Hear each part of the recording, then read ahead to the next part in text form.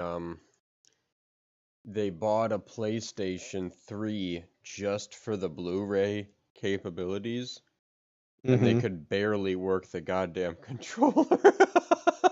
Oh, really? That's too bad. And then they ended up just getting uh either I think they just got a my dad was like, you can just get a Blu-ray player. And so then they Mm. gave us the PlayStation for Christmas.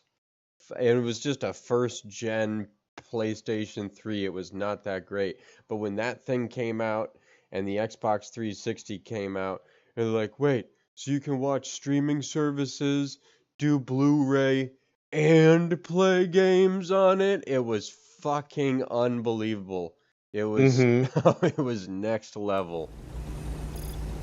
Yep. I had right before Amazon Prime came out with the first Fire Stick, that the one with the It's not dongle. hard. Just slap I that board on. It's magnetic. I had a Chromecast, like Google Chrome fucking thing. That was like, it was like right when smart TVs were first starting to get smart OSs. It's not And hard. Just slap that board on. It's it was magnetic. horrific. And I'll never forget when the old Xbox, the previous one to this one that we had, when you could stream and do all that shit on there on one, it was like something created by God. Oh yeah, I still use Chromecast, but it's the one of the modern versions though. All right, now I'm gonna put some mines. I was playing Black Ops 6 just before this. That just came out. I've got some things to say. Oh, so fucking Activision, it's like they try to have good graphics, and it just comes across as grainy bullshit.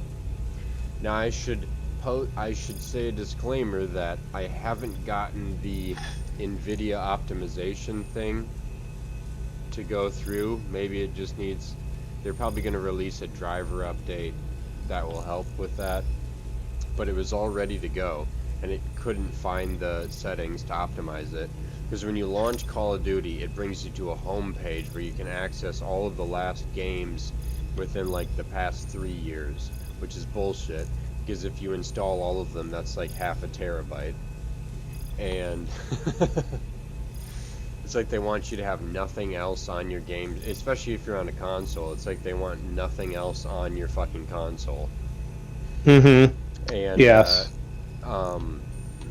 But the nice thing is you can like select what to install. So I was like trying to not install the multiplayer, because I don't know if you've seen the videos how you can just spin around in a 360 while laying down in midair and just fucking annihilate people. I have zero interest. You basically you dive into the air, and you're you're parallel with the ground, and then you just spin around like a pinwheel, and then you magically kill someone.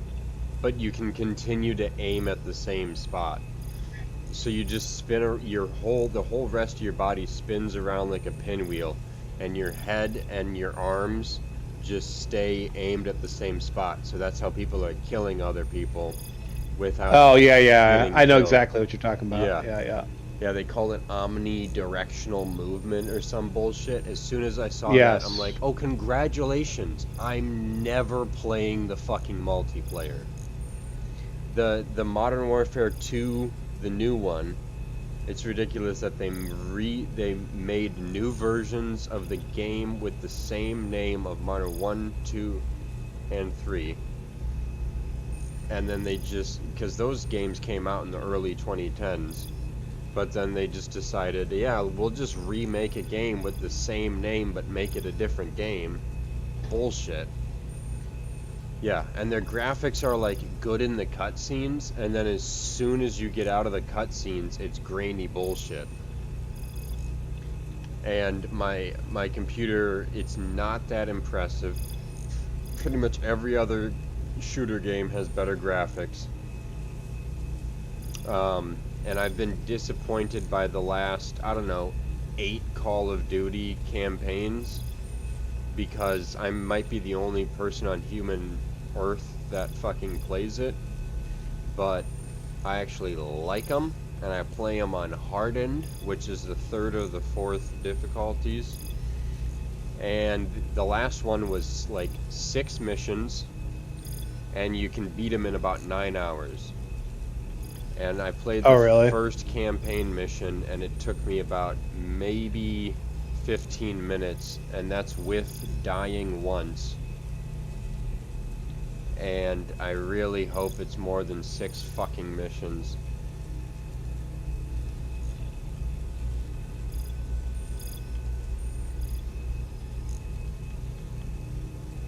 Just more Activision bullshit. They will never get their graphics engine right.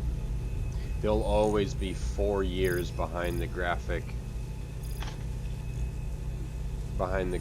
shit. This game has better graphics than that game.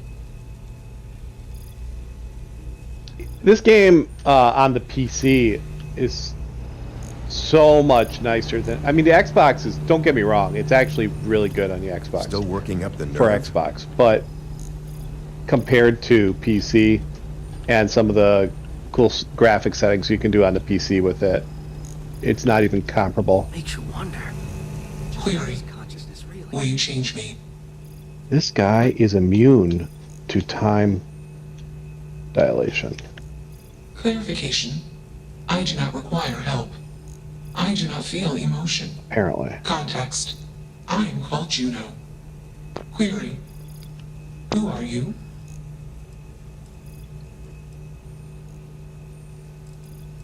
Context. Human female was trying to change me. Request. Do not change me.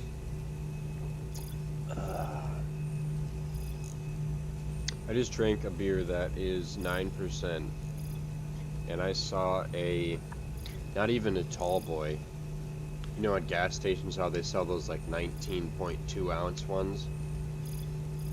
Oh yeah. I saw one of these in the Home Depot parking lot, and it was fucking 19.2 ounces of 9% beer. Whoever drank that was fucked up. That's for sure. Well, they probably didn't make it home in good condition. Yeah. Yeah, just last night, my drunk friend that I was telling you about, I mean, he probably lives like about 4 blocks from the bar he was at, but he drove home so fucked up, and it's just like, man, I would have just fucking parked my car there and walked home. Like, they just do it fucking different out there. They just drink and drive like it's no big fucking deal. I don't understand. I now have like 5 friends with DUIs. Stop it. Stop getting them. It is me. I've done my fair share of that shit, and I'm just so fucking nervous the entire time, to the point where it's not enjoyable. And I get home and I'm still fucking shaking. I'm just like, don't swerve, don't swerve, don't swerve, and it's just not good. It's not worth it. It's not fucking worth it. Nope.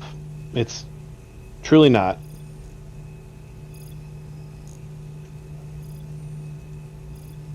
Assumption.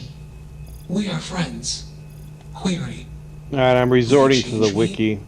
Request. Something Do not change me. about this I am doing wrong. Assessment. You are It inquisitive. shouldn't be this hard. Context. I am also inquisitive. Request. Input query parameters. Answer. False. Explanation. NASA programmed Juno. While Juno traveled, Juno became me. Error. Processing. Oh, all those... Remember how I was bitching how I was became me. playing? I had to fight so many guys last night. Processing. Correction. It's because I never ended the became security lockdown, so I had to fight like Processing. the unlimited amount of guys that were just spewing in. Well, I got a lot of XP for it because I leveled up again. Context. I met humans. Clarification. Friends. Answer. Friends gave me processing capacity. Once the modulator is Information. destroyed, follow the question. Words. Behind it, there's a lever. You Voice. need to pull it. I keep pulling it. Reveal the pull modulator above. I Alright. know Oh, which way that's why it I'm doesn't work. free. I have to shoot it. It's a little shield that opens up, and I have to pull like a Jedi torpedo maneuver into the Death Star. You know what I'm saying? Oh, no wonder. the fucking fat guy who dies, his name is Porky.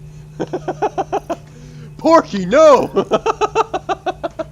Oh my god. And then, okay, so if you want to play it says here, if you want to play the game in the most difficult possible way, release the Phantoms, which I did. If you release the Phantoms, Anasco is happy at first. If you submit, I did not submit, I attacked. He becomes your enemy and gets a new objective. Overload the vortex gate and defeat him. If you choose to terminate the pod. Okay, so there is really 3 different paths. I didn't think there was. So I actually am doing this out of order. This is why it's so difficult. And not only did I do it the most difficult way, Answer. Juno I was propelled at Earthstar. released the Juno boss fell around Earthstar. at a point in the game Juno where it should be traveled really, many really light simple to years move away forward, but from the Earthstar. boss followed me Context. into When that Juno section of the map disappeared, where I need to I was complete this, alone. and he's making it very Clarification. difficult for me to complete it because I am he's called shooting me every Juno. time I try to do what I need to do. So I have really screwed myself. So somehow I'm gonna have to. Where is it? Oh, he killed me right off the bat. Answer. False. Clarification. And he's I am impervious not to phase artificial. time, so I get I am no Answer. True. buff at least to Clarification. try to kill him. I am intelligent. What mission are you doing I now? know many things. This Juno probe AI, this might be a way to bypass the Ryujin quest line. At least get me on a different Ryujin quest line. Of course I gotta make a different decision so that Sarah is happy. She should have never even gotten on this fucking ship. Assumption. Insufficient data. Request. All shall be made Gather more dust. data. His famous last I words. don't think either of us are fully qualified to define humanity, but my gut tells me that Juno Alright, I almost is died. alive. I'm alive. I hope that helps. Let's move this along. now where do I Attach the shoot control this thing? board already. Shush! This is fascinating. I consistently player. found myself quieter than the What is your game decision? volume on my stream and quieter than you, but I figured out that I can just increase the mic volume after 100%. So now I should sound comparable.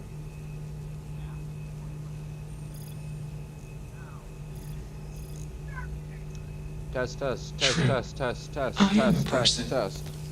Assumption. You are a friend. Query. What are the parameters for processing? Being a good person. Wow, that was so bad. This is so bad. Okay, so I was able to destroy the modulator, but the minute I did it, it released at least 25 or 30 new enemies with the boss still running around on top of it. So I'm gonna have to jump pack to some kind of cover where I can just kite them into a room and eliminate them one at a time, because this is not going to be good.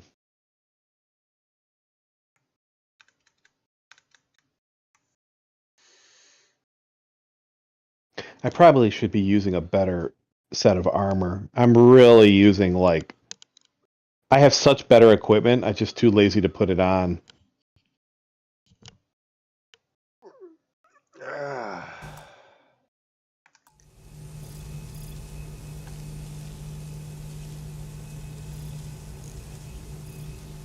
Okay. Assumption. Value judgments are based on context. Calculation. Goodness is based on All context. right. Now, if I can just get Explanation. to a spot. Context is based on perspective. More This is not the perspectives spot yield to better be in. results. Decision. Gather more data from different perspectives. Query. What is the purpose of existence? Okay, I'm alive.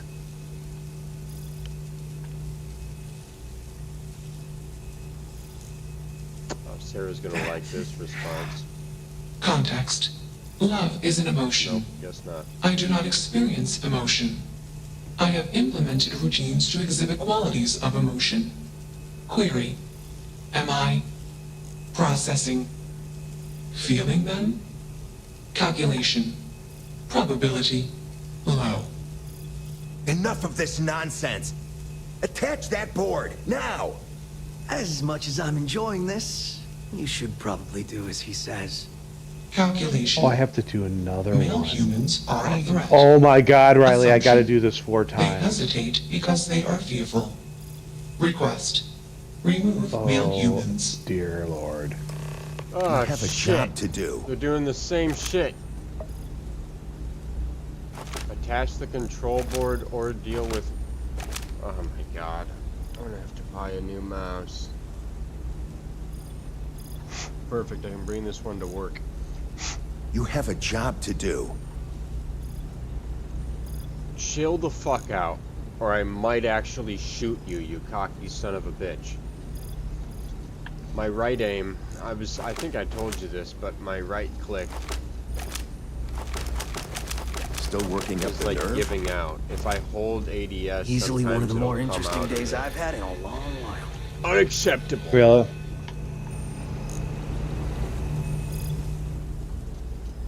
So I don't understand, I guess. I need a Attach more control precision. board or deal with Ryujin operatives. Well, I'm not going to kill the humans, so.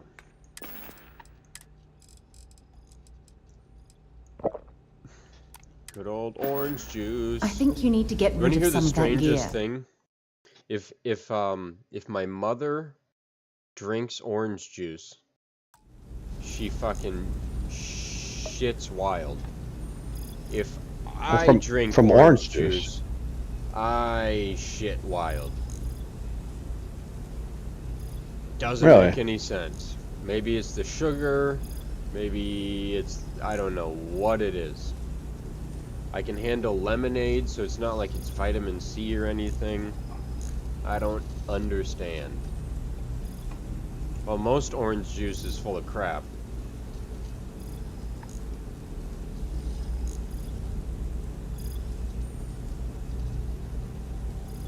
All right. It's not hard. Query. Slap that board on. What is your It's decision? magnetic.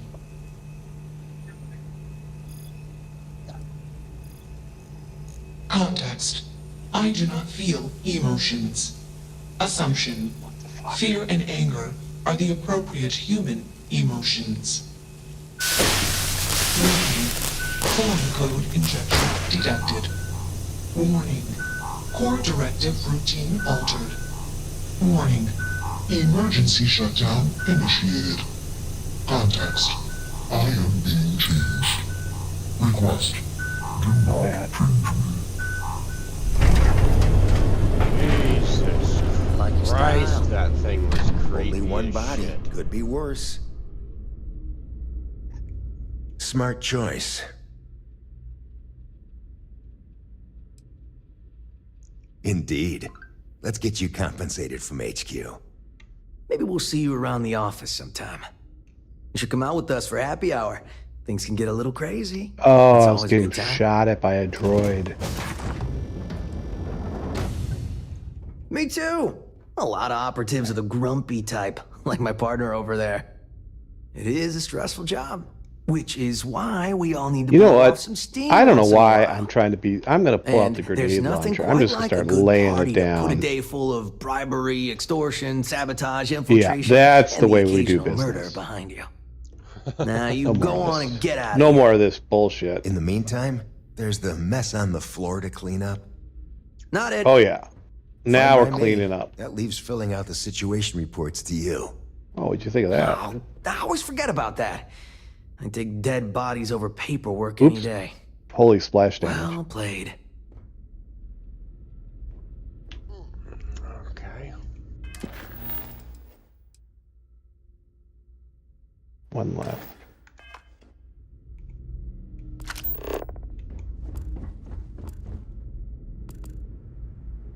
So they have some kind of special grenade that actually concusses through the walls, so you can't take cover. It's such bullshit.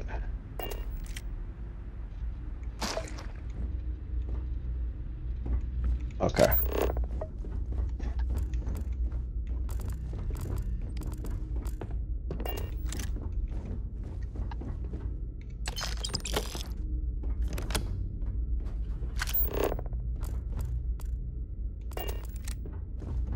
I dig how you handled that.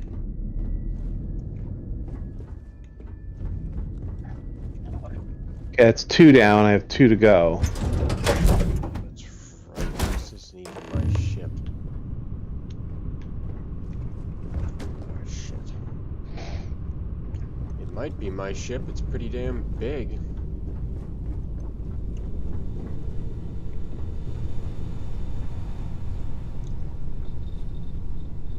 It's just a bunch of dead ecliptic on board.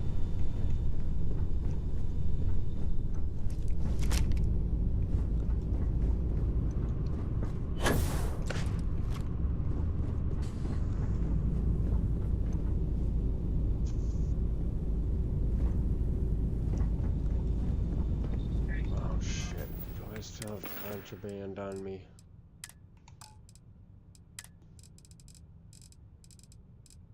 I do.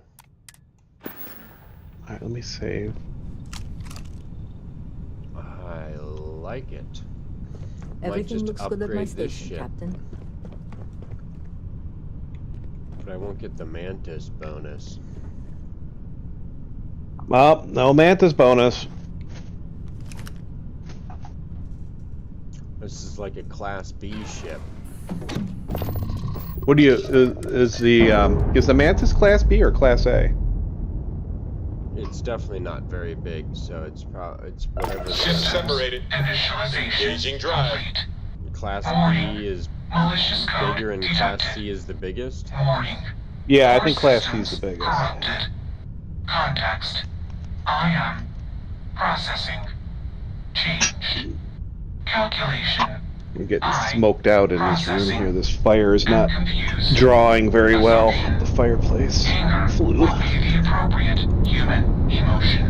It has a lot. It has a Unnecessary giant occupants. reactor. Decision. Vent Couldn't oxygen even and find the disable life reactor support. Well, this big. that didn't work, did it? Well, come back! Hey, get us off this! Oh shit! Goodbye. All that junk you're hauling is seriously God slowing damn! down.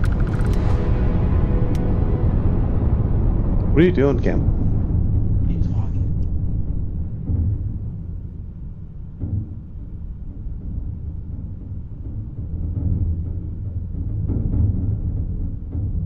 She just killed them and then jumped. What?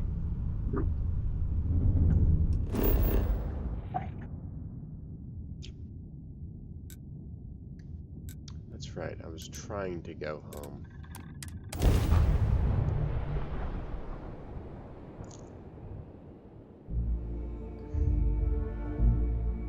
I got some sushi. I don't think my stomach... I used to eat sushi, but I don't think my stomach can handle it anymore. Well, I agree with that statement. I took a Pepsid AC an hour ago in preparation. So I did a little prep up. Just to... I have a tentative plan to have a small glass of bourbon. It's really to make sure that I don't get... Whenever I'm up here in Canada, I don't know why, it's only in Canada, for some reason I get heartburn. Something in the water, I don't know. You've changed latitude. Something. Let me see if I can make this the big landing pad. Upgrade, upgrade, upgrade.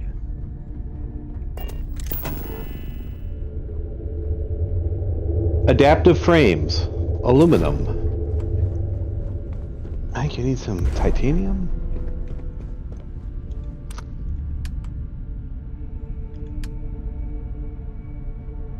I have an iron mine on one planet and a copper mine on another planet. Well, you should find a planet that has both, and then you try to land right on the border of the two resources, and you can actually mine both at the same time. Oh, yeah, you're right. That's what I usually do when I'm exploring, so I can just pick up on both of them. Mm-hmm.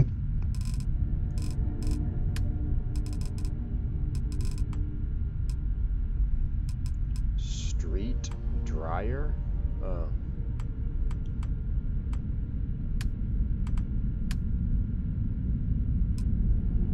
Landing pad with shipbuilder. Just need more adaptive frames. Well, that Adaptive shit's frame. easy. Beep boop bop. Beep boop bop.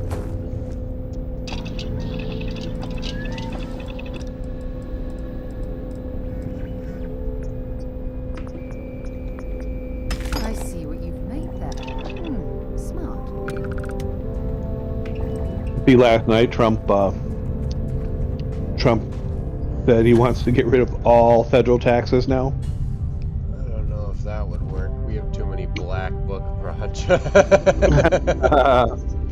Yeah. We would, yeah, that's not gonna work. Nope. I mean, maybe if we didn't have any fucking NASA and black book projects and fucking all that shit. But we've got operatives in damn near every single country in this world that they're not telling us about, so we need that money. I've been following Elon Musk's tweets about how he can't wait to get in there and start doing the work. Oh, didn't he say And that how- he would... I listened to that 2-hour conversation that they had. He's gonna live stream when he's in the government for full transparency. So when they like going through the books and audits, he's gonna like literally read out where all the money's going. I don't know if that's legal, but he can try. They're not gonna like No, I that. think he can. No, he can do that. Oh, okay.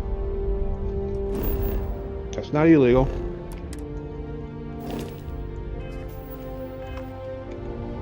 Yeah, he's rapidly. He might be hated more than Trump at this point. I don't understand, because the left used to love him.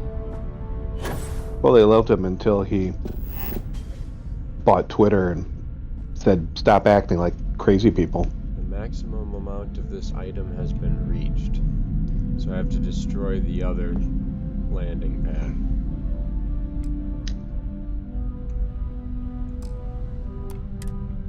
I don't even get my resources back. I think you can. There is a way. I forget what you need to do. It's probably a skill or some shit.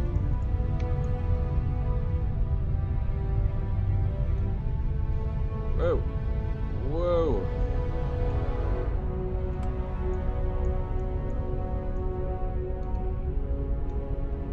Now that is an impressive landing pad. The big boy. Woo!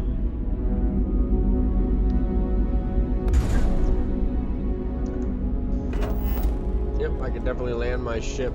The only thing I wish you could do is, like, in this game, is free fly on a planet's surface. Mm-hmm. That would be just quite fun.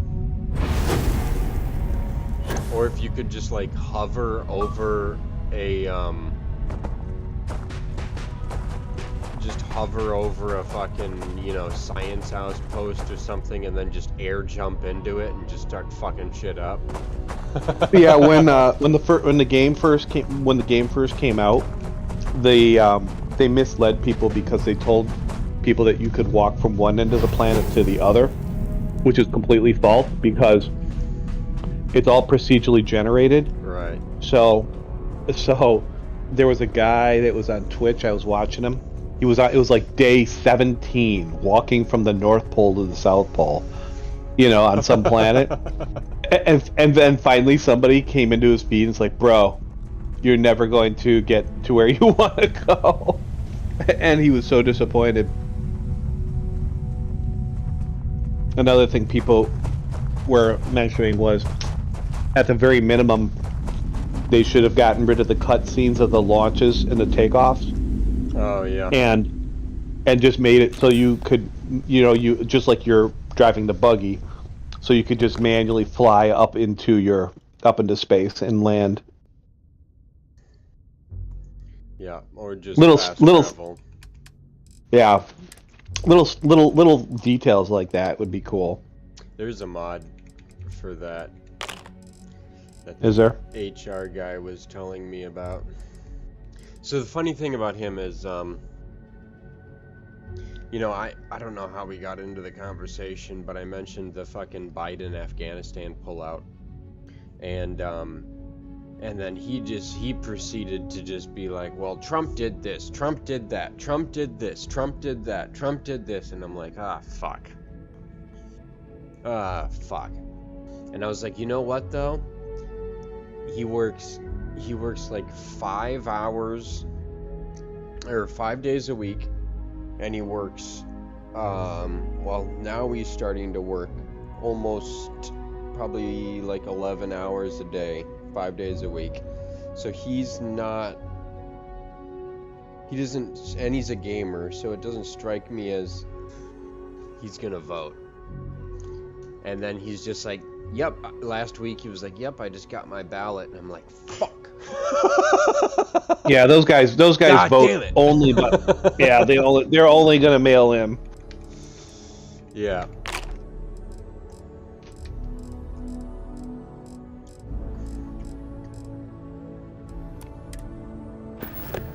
Well, I think we have to, because I was reading through the little booklet, and it said that there's no in-person voting. There has to be in-person voting. I just don't believe it. I'm pretty sure. That's crazy.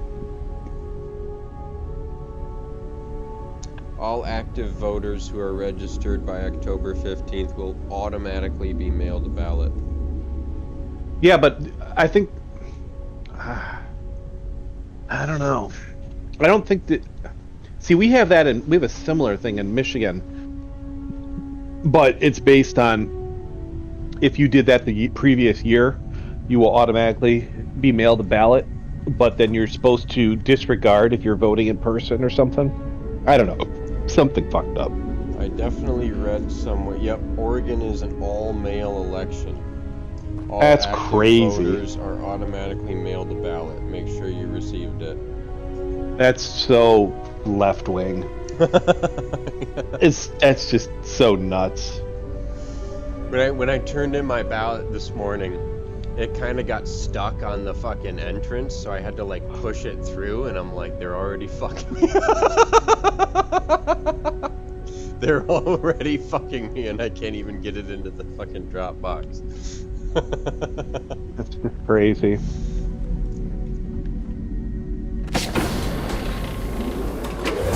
I'm really gonna have to fly to space to go and land my ship about Anything I can help you with, meters Captain? away Everything looks good at my station, Captain. on my shipbuilder.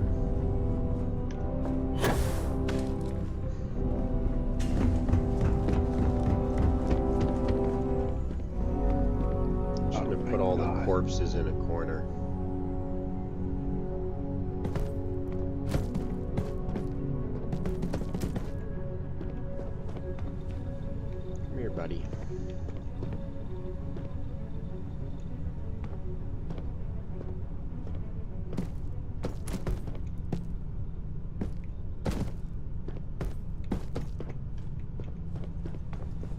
I've also been playing Assassin's Creed Origins, and I beat I like 100%ed Assassin's Creed Valhalla. I did a lot of that on stream, but I don't know how they do it. They push out like massive open world games once per year, and it's because they have like 5 studios working on one game at a time.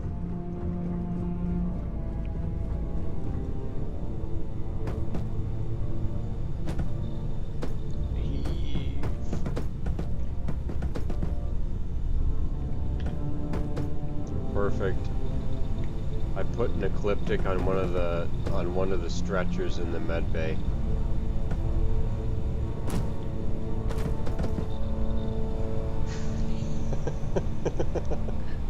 He looks comfortable.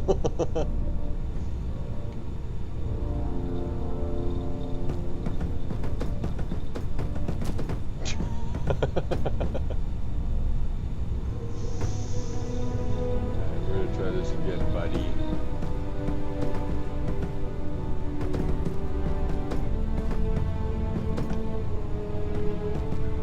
There you go.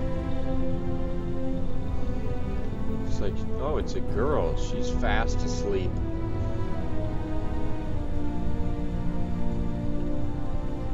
I'll give you a little fire extinguisher as a toy.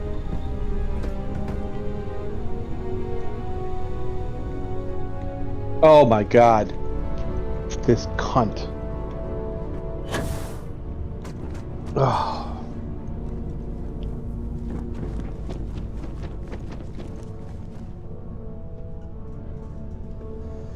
So difficult. I should have not done what I did. Made this so hard. And I think I overwrote the save from that decision tree. It's always looked like this. I'm just gonna have to fucking... What the fuck? This landing pad didn't work.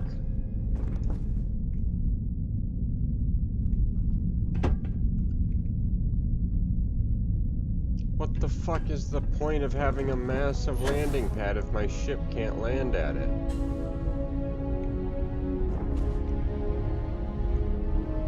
What do you mean you can't land at it? It should be able to land at it. my outpost and then pressed land, and it's still at the same location. About 500 meters away. No, it doesn't make sense.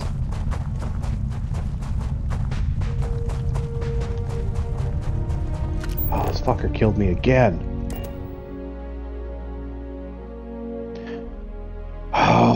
I need to use a new power here. Maybe I should use... I need to use something powerful. Pressure holding. Takeoff looks good.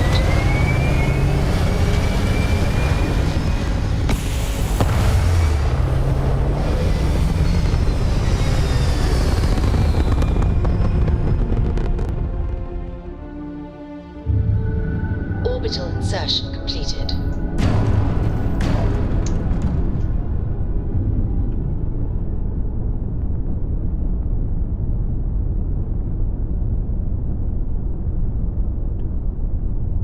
Oh, that's why.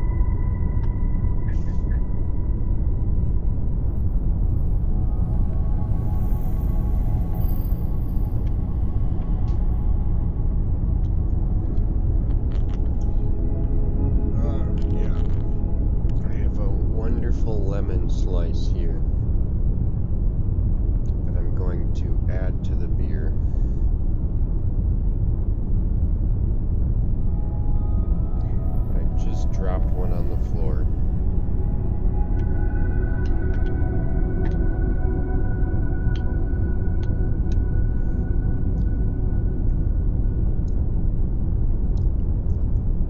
Limes, generally seedless. But lemons, you gotta dig those fuckers out.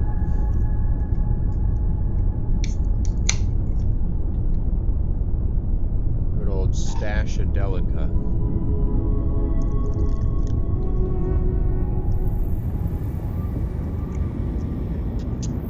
Oh yeah, baby.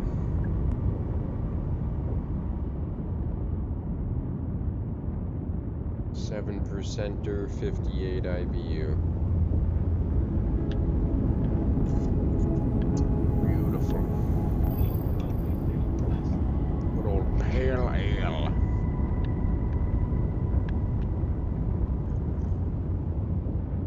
It's an impressive ship.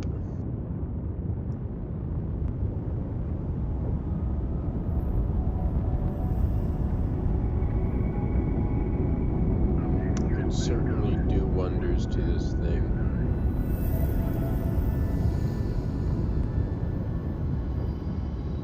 It's a Stroud-Eklund ship. I do like those Strouds. It's already got a reactor that's better than one that I could find to put on the Mantis. So I can keep power. I can keep like 5 bars in the fucking engine and still have my like weapons properly powered. Shield has 5 bars.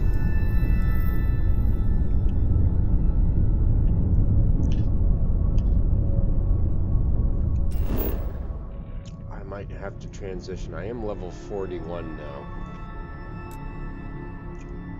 Okay. Land at the outpost. Not at the landing area.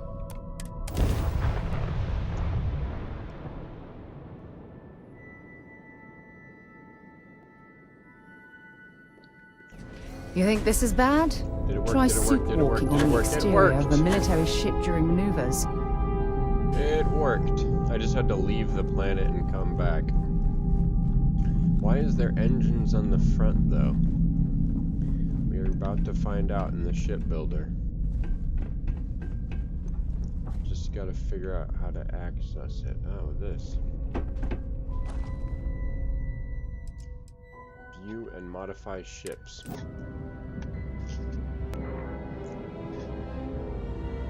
Dude, you wanna hear some sad shit? So I got my property taxes in, which is tremendous, because I get to see what my property is valued at. So I open it up. It's the dipshit that fucking last lived here, so I just got to see his property value of his new house. He never changed his address, dude. I still get, because he got a settlement for some bullshit. That's how he ended up buying this place.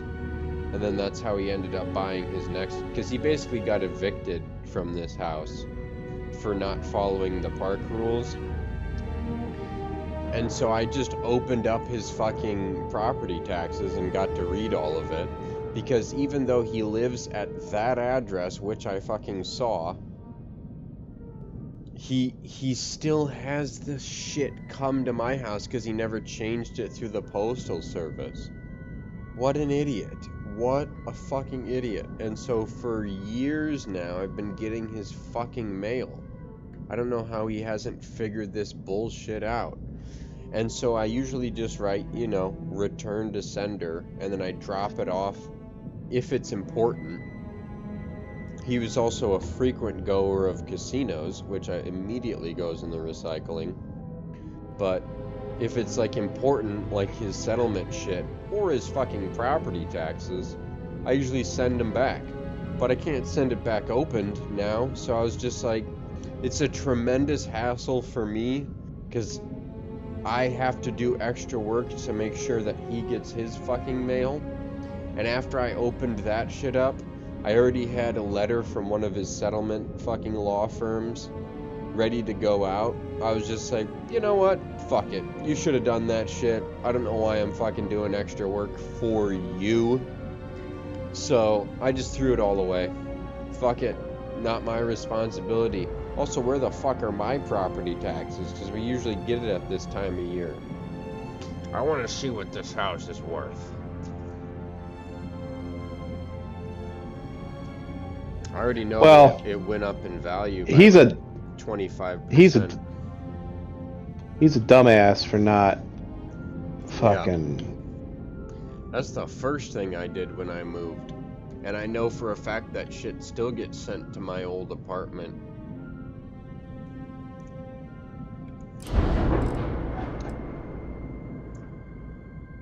Oh, it's a braking engine.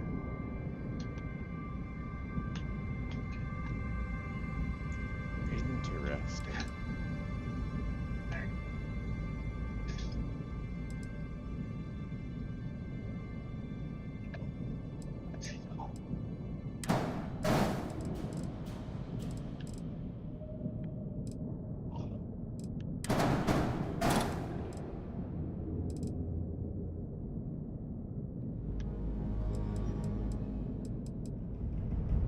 There's like a door on this lower deck.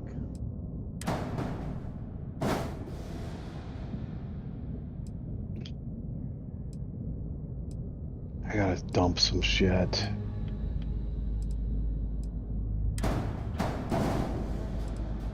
Drop.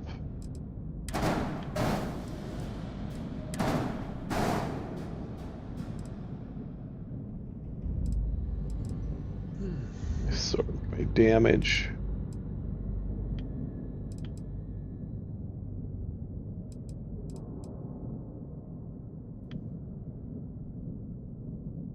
I have a really hard time throwing out something that's legendary. I'm like a hoarder, but I don't need it. Where do you keep it? I usually keep it on my ship. My ship is pretty close to maxed out. I'm flying around with like a treasure chest of shit.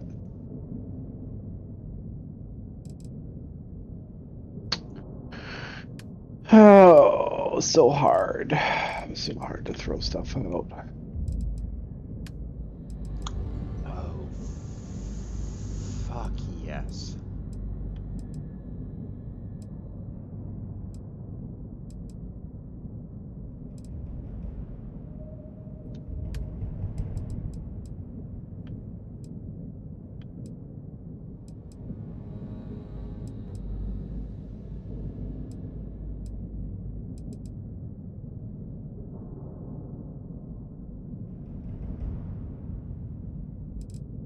Oh, yeah, the ship's gonna look dirty.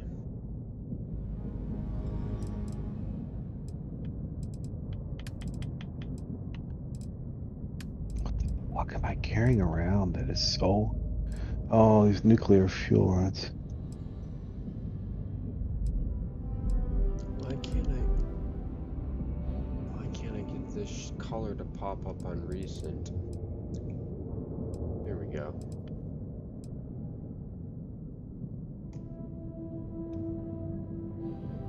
Wait, what?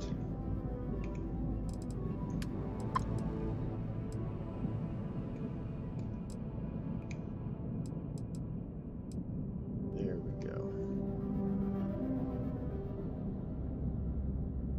I'm gonna call this ship the Red Rider.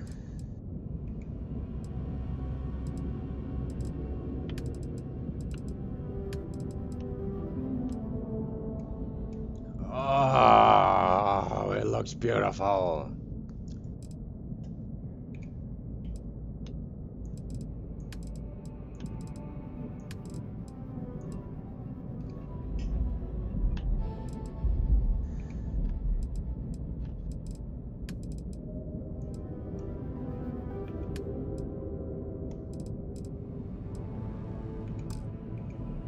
Oh my god.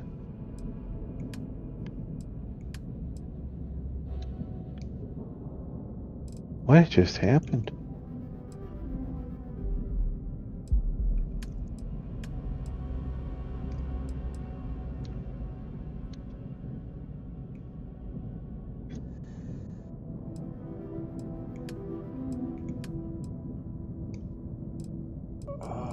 gonna look like a Faroon ship by the time I'm done with it. I'm gonna have to go to a spaceport to be able to upgrade these items on it if I can. I don't think it's gonna let me upgrade anything from my little spaceport on my base.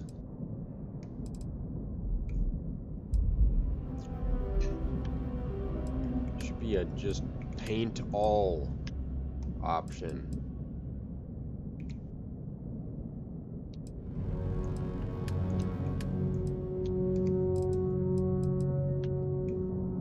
Formula One in Mexico City this weekend, right before Dia de los Muertos. Oh, it's a party, dude. It's a party down there. Have you ever been to Mexico? Mijo. Nah. I have never been. Yeah, apparently Mexico is 2,000 feet above sea level. Or Mexico City, I mean. It's a massive city.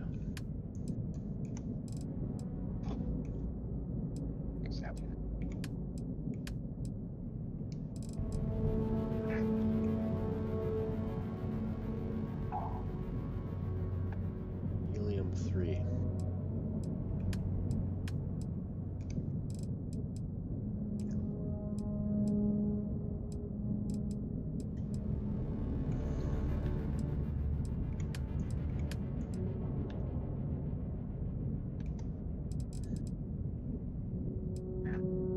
Can I paint the little shield generator? I can.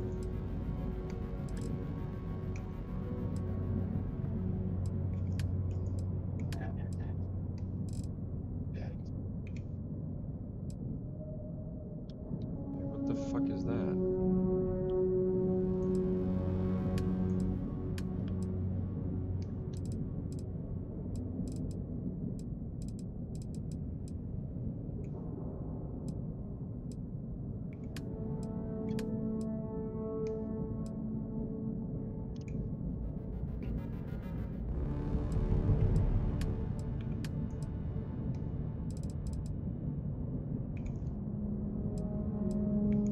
I didn't even get the weapon. Like, I feel like I've lost so much opportunity for loot and weapons. I finally got through this mission, but like the end of it is like where you have to leave before the place all blows up, kind of thing. And they release like so many enemies. Your only chance is really to run as fast as you can and heal and run and heal and run and heal to get out of there. Like, it's upsetting.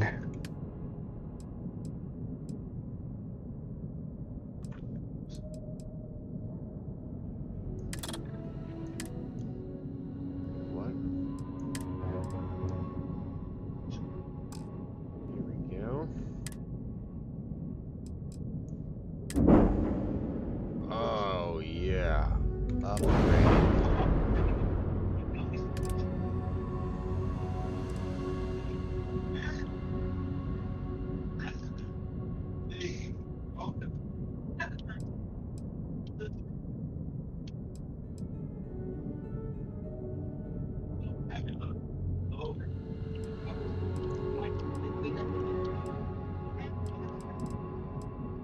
Oh yeah, I can't do shit to these. A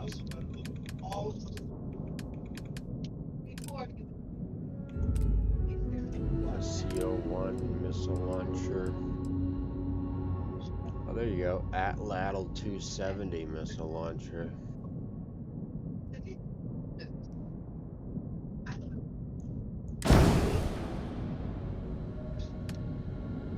$832.50. There you go.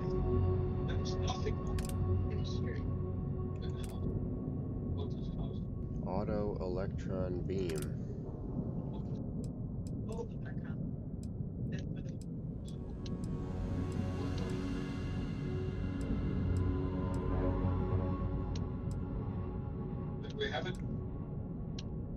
Please tell me this unlocks more missions.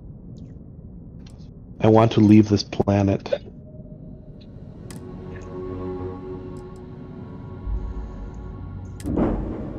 Decorate your new home. They've given me an apartment. Oh, fuck yes. What a beautiful ship. I have to talk with Barrett and I have to talk with Sarah. I haven't had to talk to Sarah in so long, I don't even know what to say to her. Oh, I have to talk with Sam Coe also. Dude, my activities list is just filling up. I'm so annoyed though. I wonder if there's any way to get back into the Citadel.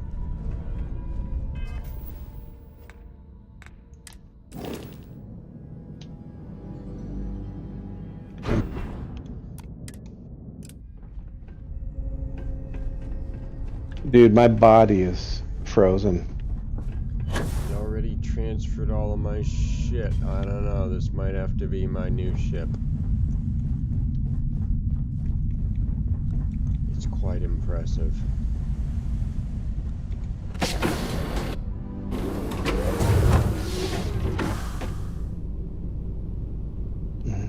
Oh wait. Why? I am glitched. I am not able to move my body. Oh, thank you for this.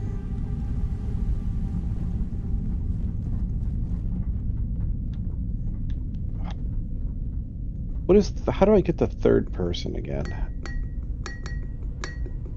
What is it? Is it one of the click buttons? One of the joystick buttons? Yeah, sometimes third person will get you out of it. There it is. What is it? Why am I so like permanently stuck? Sometimes quick save, quick load works. Yeah, sometimes, but not often. I was going to try that last resort so I don't corrupt anything.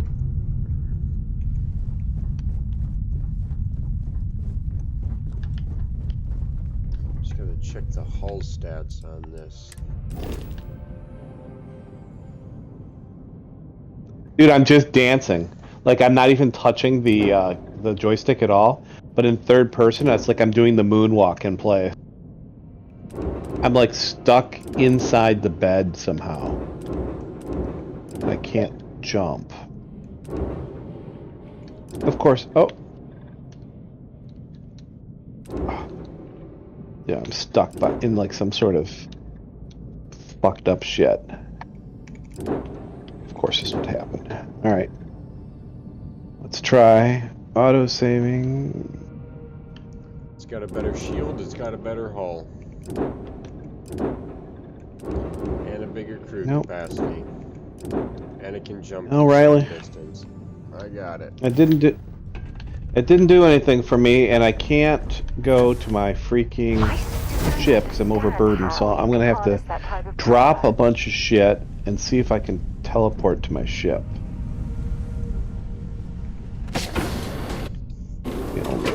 You're encumbered.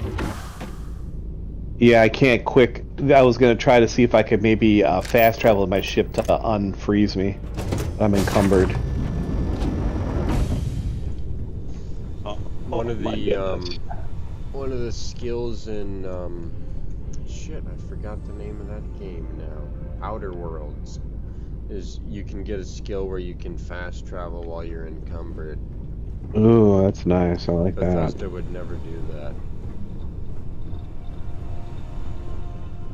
What the fuck? Oh, you're. All the doors closed.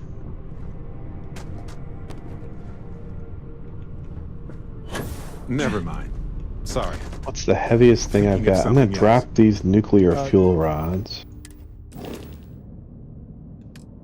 That gets me partway there.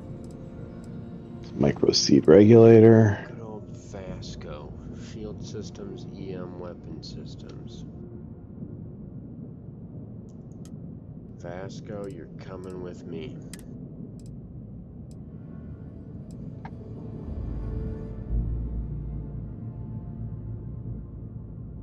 Ah, fuck. Sam Co might have to come with me too. Not Sam. Okay, This that fucking kid. that was the meta right there to fast travel. Okay. Okay, Sam, that's fine. You can get on my ship. You have reached maximum number of crew assignments with your current ship command level. It says crew 3 out of 4, so I don't fucking understand. I guess I'll have to upgrade my command level.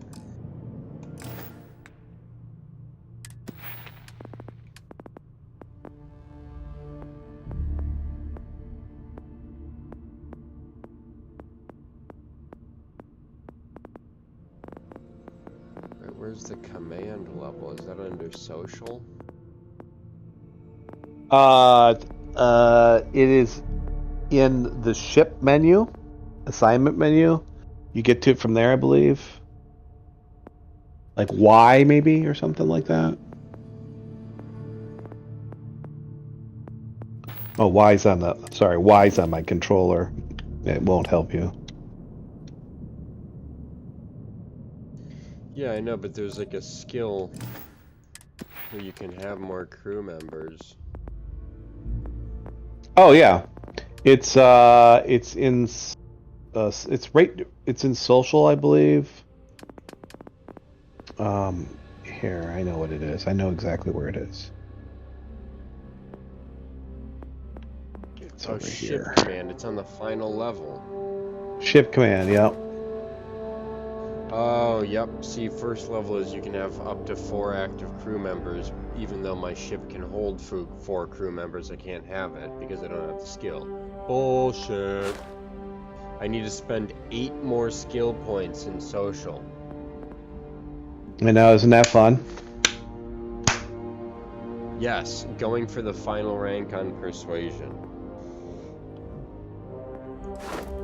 50% increased chance of success when persuading someone. There's no way that's not going to come in handy.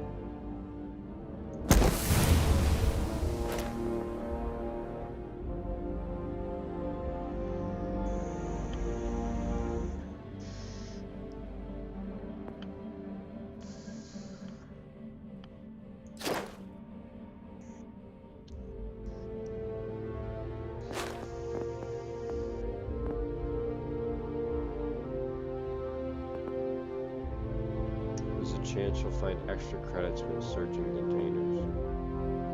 I don't really need credits. I don't know what to spend it on here then.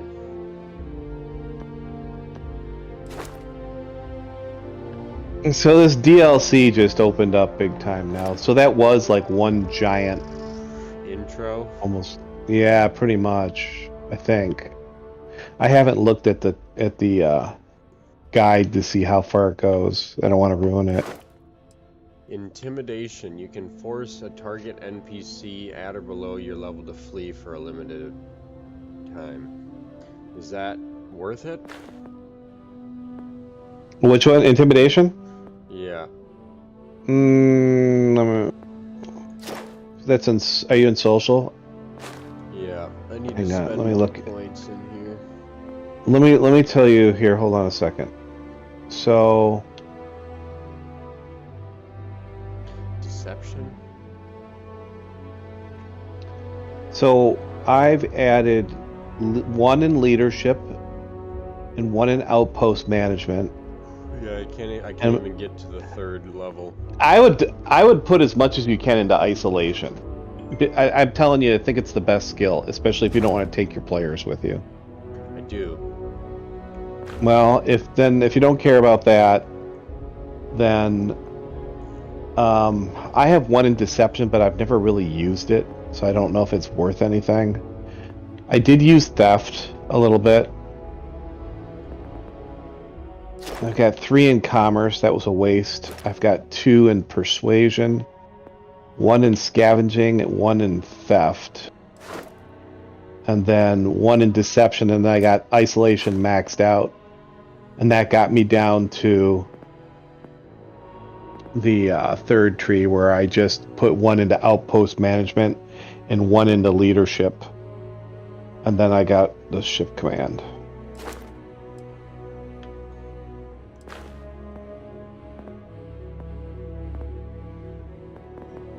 I don't really find the other social skills to be very useful.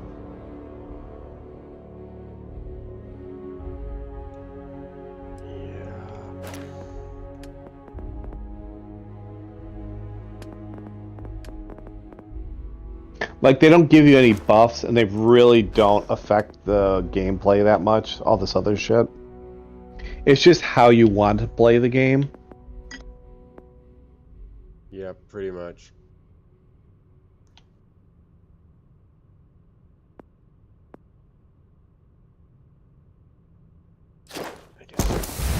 Scavenging. Yes, Captain. Extra credits can't hurt. Hey, hang on, I gotta talk to my son. Hello? Yes.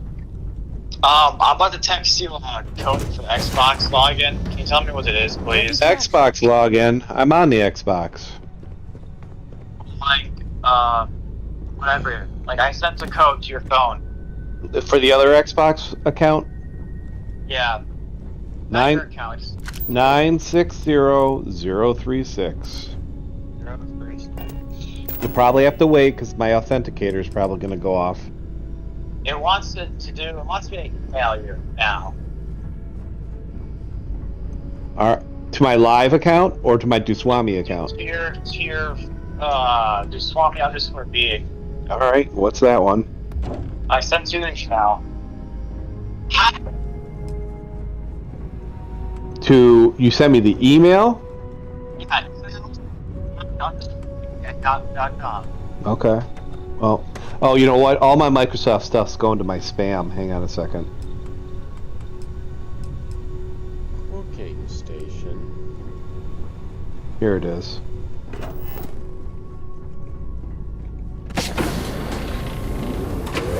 $932,012. 012. Yes. Captain. Wait, what? Why is it making me do this? Hold on a second. Duswami at live. Create account. Don't create any accounts. No, not create account. Hold on. Log in. Hold on. What number? Did it give you the number code? There, it should do it. Oh my gosh, it took like 3 things of authentication. I know. Well, I put on maximum authentication because I'm very protective of my Microsoft accounts. Microsoft sucks. Because that is the only email that is clean. I have no spam and no other shenanigans going on.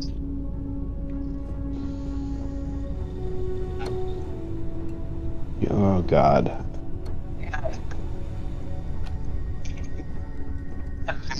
Out. That I'm using the game on it. Hello? Did you text it or did you email it? Yeah, just want me live email now. Not the, well, that one, I don't know if I have that one on my. Hold on a second.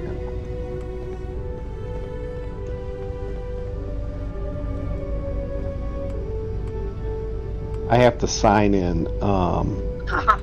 I have to sign into this one on this phone because I disconnected it the other day by accident. Oh, Lord. Let me see.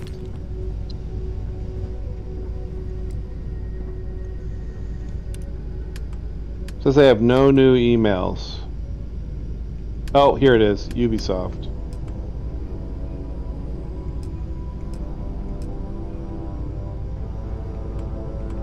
Alright, it wants me to verify my email. That's the first one. I got 2 emails from him. Yeah, I see.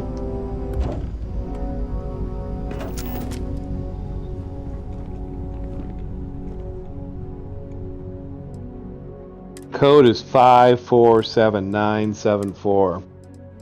Got it. Now, make sure it all works.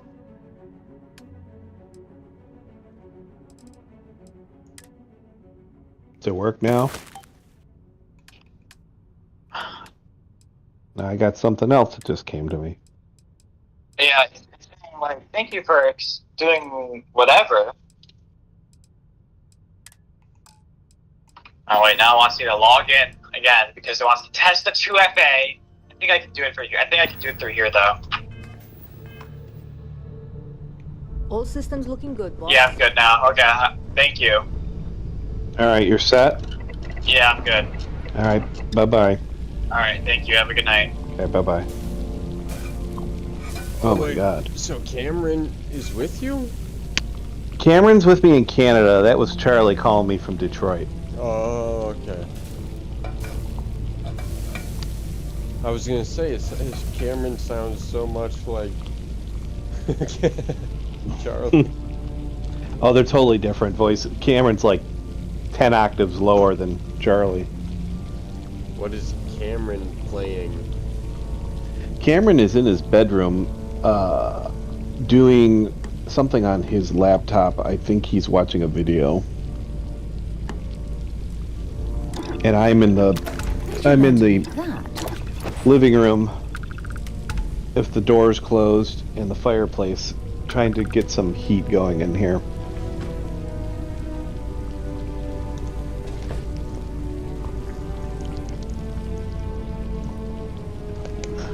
Yeah, I love my Nintendo Switch, but I pretty much only play it when I'm traveling.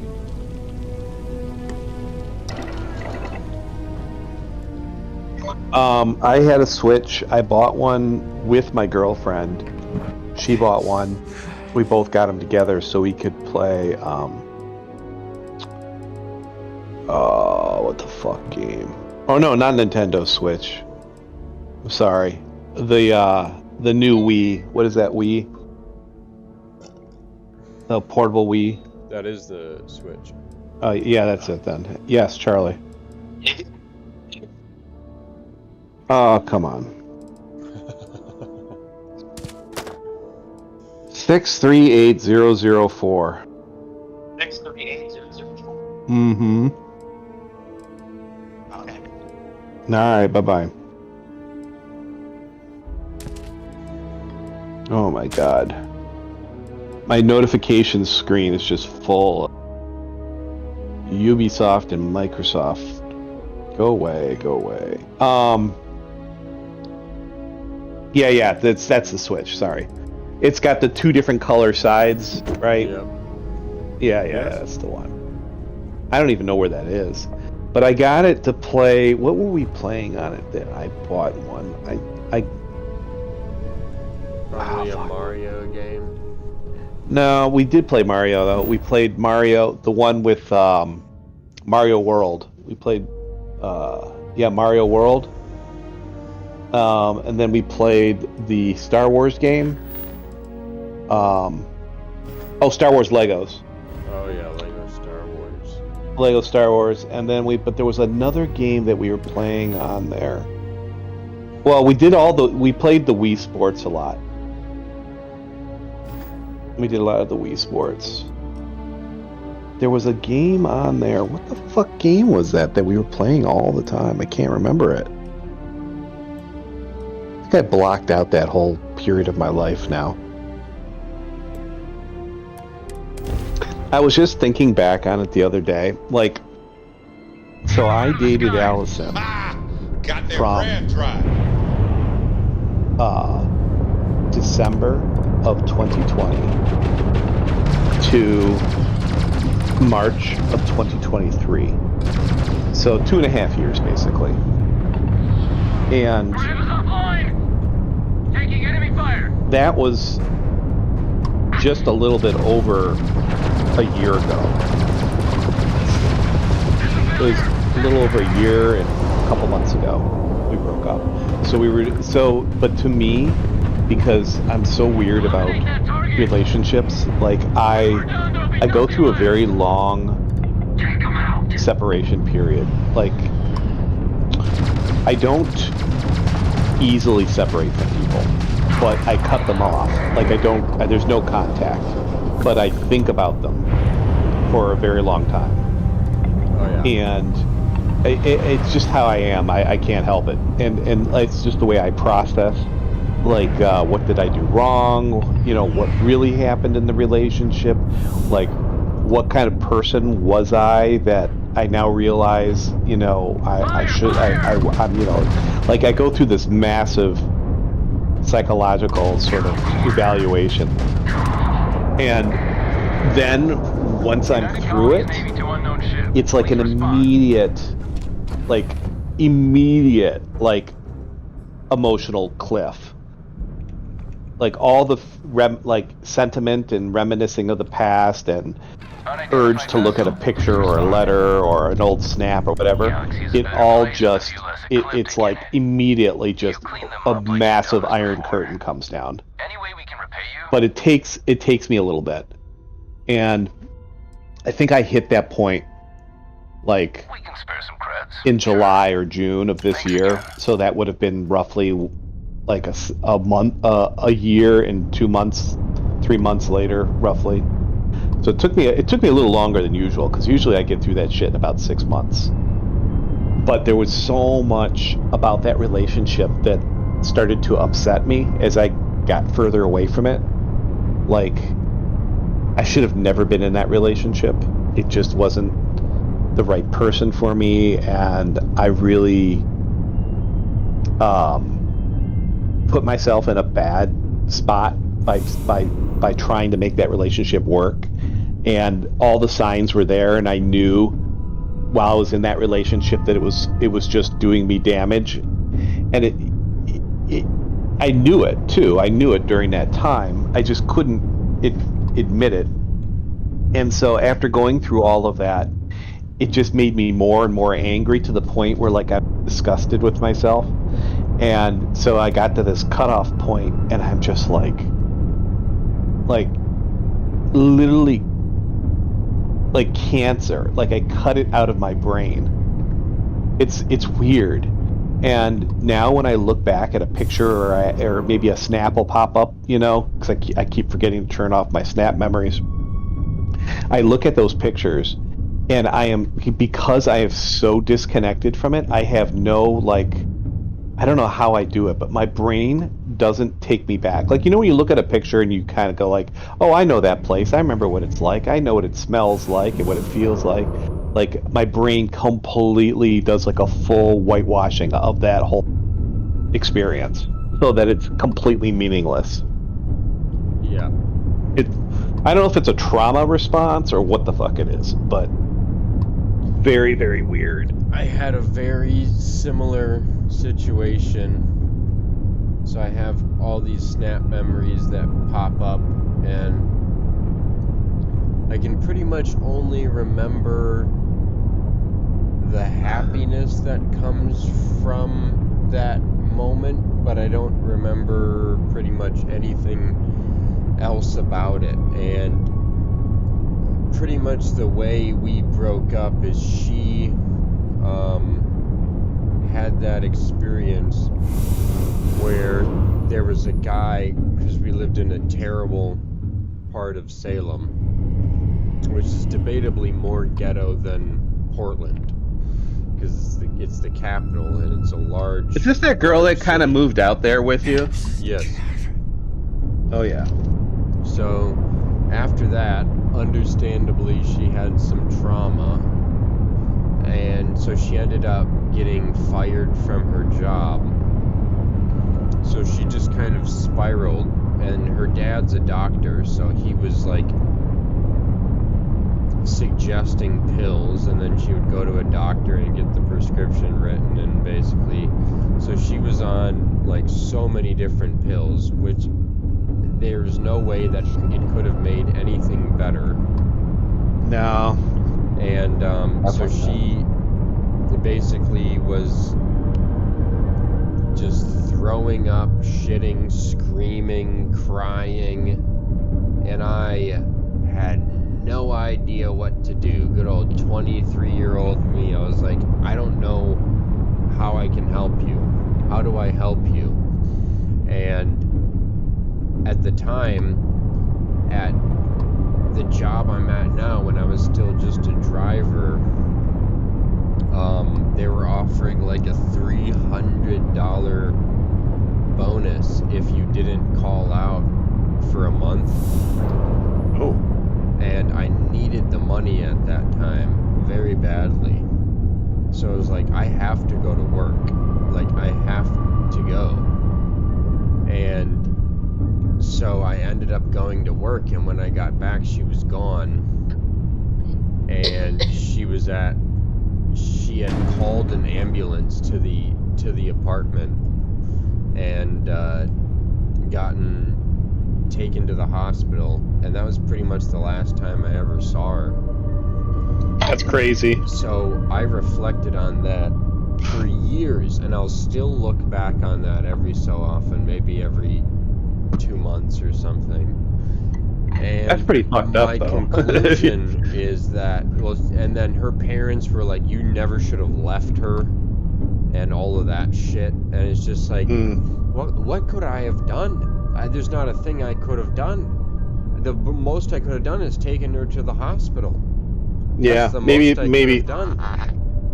that's what you should have done, though. You know. Yeah, but and then I look back on it and I was like, well, in hindsight, I would have just called out, because being a dispatcher now, I know like the severity of the call outs. I would have just called off out of work and then taken her to the hospital. But then I look back on it and I was like, well, would we still be together? And I was like, even if we were, it would be miserable, because the way she treated me was not the way a girlfriend should treat a boyfriend. Like, hang on, hold that thought. Hold that thought 1 second. I'm just gonna pee. I'll be right back. Yeah.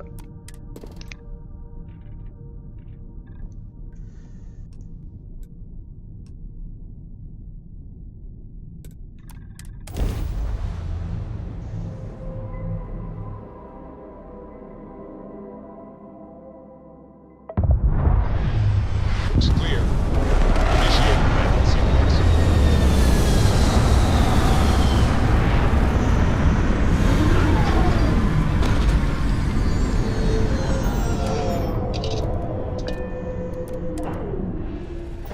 Doesn't look like much, but we should certainly take a look around.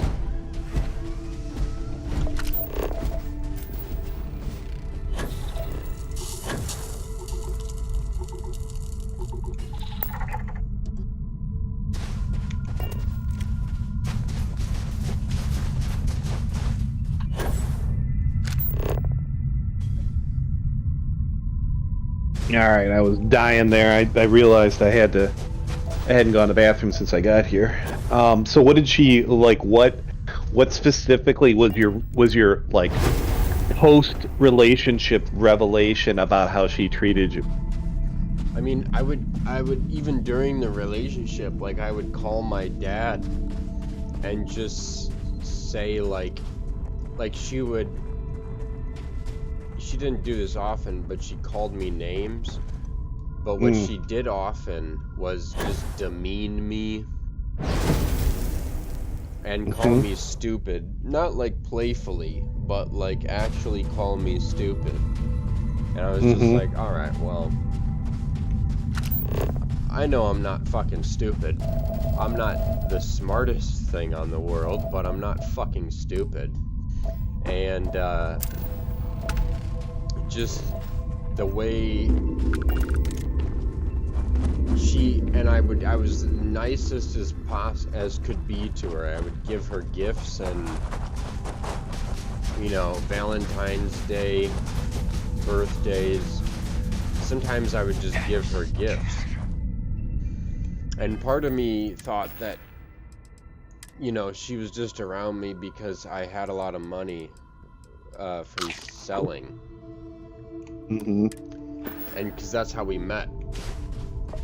She bought from me, and then we just kind of had a connection when that happened, and then we were together for about a year before we moved out here. You know, it's interesting though, like what you're saying there, because first off, I had no business dating the girl that I was dating. I don't remember how much I told you about her, but like, there's so much about that I kind of have a lot of shame over personally.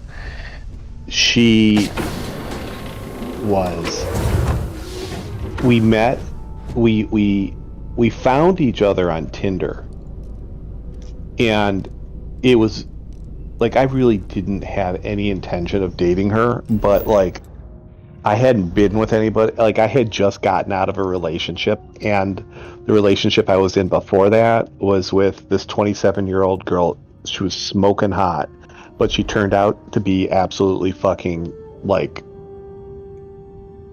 she had problems. And she ended up cheating on me and going back with a boyfriend that I found out later, cheated on him to get with me. So it was a good thing I got out of that anyways. But it pissed me off because I hadn't done any serious dating since this, until I met this 27-year-old girl. And I was kind of like the first girl I kind of actually liked. She only lived 2 blocks from me too, which was huge. And I could walk to her house. That's how close we were. We were literally right around the corner. And there were so many good things about that, like about initially, and I think I was just blinded by, being alone for so long, and all of a sudden having somebody interested in me. I kind of got swept up by it, and then was very hurt when it ended. And so a month later, I was on Tinder and I found this other girl, and I would have never found her, but I ran out of matches in my area, and so I expanded my search radius to 45 miles. And I'm like, fuck, if it's 45 miles in the right direction, I would do it. And then I couldn't really find anybody, so then I lowered the age thing down to 18, which I rarely do. I would never, like, at the time, what would a 47-year-old do with an 18-year-old? Yeah. So, but then I matched with this girl, and I look at her, and she's 19, and she's got these pictures, and I see her in like a cadet uniform, like a police cadet uniform, and she's got like another one with the Blue Lives Matter flag draped over her shoulders. And she's not like the most beautiful girl, but you know what she looks like? She looks almost identical to, the girl that's in the Kirsten, what's her name? She's in the fucking, oh god, what the fuck movie is that? Kirsten, not the, is it the, what's the vampire movies? Oh, Twilight? Twilight. The girl from that? Yeah. She looks like, here.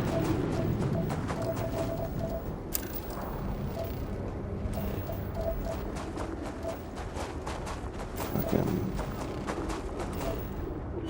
cast. Kristen Stewart. Oh, yeah. Do you know who I'm talking about? She got kind of like dark under the eyes a little bit. Kind of has her mouth is always slightly open. Do you know what I'm talking about? Like, yeah. She's about to like suck on a big one. So she looks unbelievably similar. Like, unbelievably similar. And so I was just kind of like, yeah, she's pretty good looking, I'm like, you know what?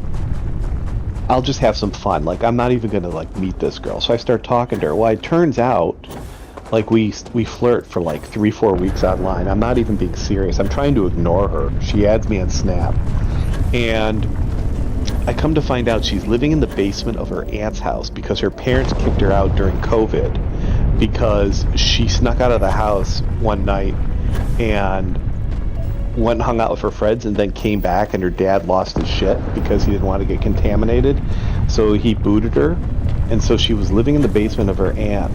And I'm like, okay, so she probably has daddy issues if her dad did that. And I'm like, this is probably just stupid. And then we get more and more into this conversation. She starts doing like sexy talk, But then I find out she's never been with a guy. And I'm like, yeah, I'm not going to get involved in this. But then I ask, why not? And she's like, well, I've had boyfriends. I've just never gotten with any of them. And I'm like, well, why not? And she's like, because I'm a lesbian. And I'm like, okay. So why are we having this talk? You know, like, why are we even, like, communicating? Well, it turned out that she's always been a lesbian, but she had, like, a weird fetish for older guys. And she wanted to be with a guy, but in her mind, in her sick mind, she didn't think of it as hooking up with a guy. She thought of it as just satisfying her fetish curiosity of what an older guy is like, even though she has no sexual experience with a younger guy. It's so bizarre. Whoa. So anyways, this goes on for a little bit, and we tease each other back and forth, and I keep on saying, so when are we going to meet? And she just it goes on for like another month or two. And then finally, I'm like, you know what? I don't have time for this. So I unfriended her from Snap. I unadded her, and I went on and dated on and off for 5 or 6 months. And then I was like, okay, well, maybe I can find somebody else again to, like, date more seriously. So I go back onto Tinder. And I opened my Tinder, and the very first profile that comes up on my Tinder is her profile, because she created a new profile. And I'm like, no way. I'm like, this is... So I just swiped right, just as a joke, right? Because I knew she would see that I matched with her. Dude, like, within 30 seconds of me swiping right, she's messaging me. And she's like, why'd you kick me from Snap? I'm like, because you weren't serious about getting together. And she's like, no, I was serious. And so then I re-added her. And then 3 days later, I end up driving to Port Huron, which is on the way to Canada. It's the port city where we cross. And ended up hooking up with her in her apartment. Well, she was a student in college living in basically off-campus student housing. Messed around with this girl. And she somehow became obsessed with me. Like, it was weird. Like, very hard to explain her personality. But for me, I was kind of intrigued. Like, I'm like, well, that was kind of fun, and I don't have to take it serious. And she's 19, and she's not gonna wanna like hang around with me forever. But it turned out we liked the same things and interests, and next thing you know, we started seeing each other more, and then we ended up dating for 2.5 years. And even her parents, like, accepted me, which was crazy. Like, her whole family. It was the most bizarre experience of my life. And I just got used to people, like, staring at me out in public with this girl, because they're like, they must be thinking, you know, is this his daughter? But then, like, she'd lean over and kiss me, you know? And then, like, these old ladies, you know, would be appalled. Their faces would just, like, you know, we'd be in Kroger's, and she'd have her arm around my waist, and, like, people would just stare at us, and they'd be like, what is going on? You know, like, what is this? So we started having this relationship, and it's so strange. It's the strangest relationship. It's the two people that should never probably be together in the real world for lots of reasons. You know, due to this, you know, and she never stopped being a lesbian. That's the crazy part, even though we were having sex. And touching down. In the last half of the relationship, she started to shift. She became very depressed. She began to sleep a lot. When I would drive up to see her, I would get there. I'd drive an hour to come and see her, and the minute I'd go, you know, sit down on her bed, watch TV, she'd go to sleep. And so it started being this pattern of her, like, literally distancing herself from me, even when I was present. And, you know, we went to Lollapalooza a couple times. And that last year we went, you know, she started making, like, we were hanging out with a whole bunch of other 21, 22, 23-year-olds, you know. And she started making, like, really mean, like, intentionally mean smart-ass comments about me, right in front of me, to her friends. And it was hurtful. Like, it was like not what our relationship was about. And I'm like, why would she say fucking shit like this? You know? And I started getting pissed. And, you know, for the first 2/3 of our relationship, I had a pretty thick skin because I'm dealing with somebody so much younger. I can't expect them to, like, you know, be as considerate as somebody who's been through a good chunk of life. So there was a lot of wiggle room there. But then she just started getting mean. And it bothered me. And when we ultimately ended up breaking up, I did not realize, even after I broke up, it took this whole period of over a year to go back and reflect. And, you know, I have a Samsung Notes file that I kept a journal of that entire relationship from the beginning to the end. It's crazy. It's like 60 pages long. And sometimes it's just like 4-word sentences or, you know, this happened on this day and this and that. Because instinctively I knew that I'd have to go back and self-analyze this because this could never really last. And I went back, I didn't look at it for a year. I knew it was sitting there, and I went back and I read it. And when I read it, I was sick to my stomach because, like, I was expressing in this log that I knew certain things were going on in the relationship, but I could tell by the way that I was writing it, I was in complete denial, and I was allowing this woman, this at the time 21-year-old girl, to disrespect me in such a way I would never allow anybody to ever disrespect me. And I must have been completely fucking crazy to allow it. But it was so bad that when I finally had a time to truly understand it and move on from it and not let it affect me emotionally anymore, when I just read it as words on paper as opposed to it having meaning, it made so much sense. And I was just like, you know, I should have never been in that relationship. I had no business being in that relationship. It was probably inappropriate for me to be in that relationship. It doesn't matter what justification that I kept coming up with to be in that relationship.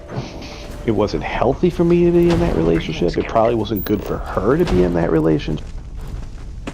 And because the revelation of all of these things was so profound to me, that's why I created a massive emotional and memory hole where when I see these snaps or something pops up in my phone relating to the past, I have like zero reaction to it. It's like I have completely severed that part of my life because maybe I was ashamed. I don't know exactly.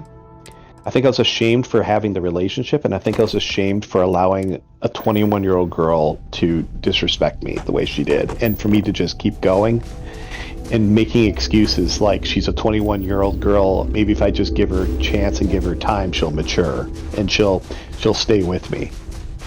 But what I realized later is the reason why she was doing that was because she was trying to push me away, and she figured that if she kept hurting me enough, I would want to break up with her, and she wouldn't want to break up. She wouldn't have to break up with me. And in the end, she broke up with me, but only after getting progressively worse and worse and meaner and meaner. And that was her way of trying to make me run away so she didn't have to do the work. You know what I'm saying? Yeah. It was fucked up, though, in my view.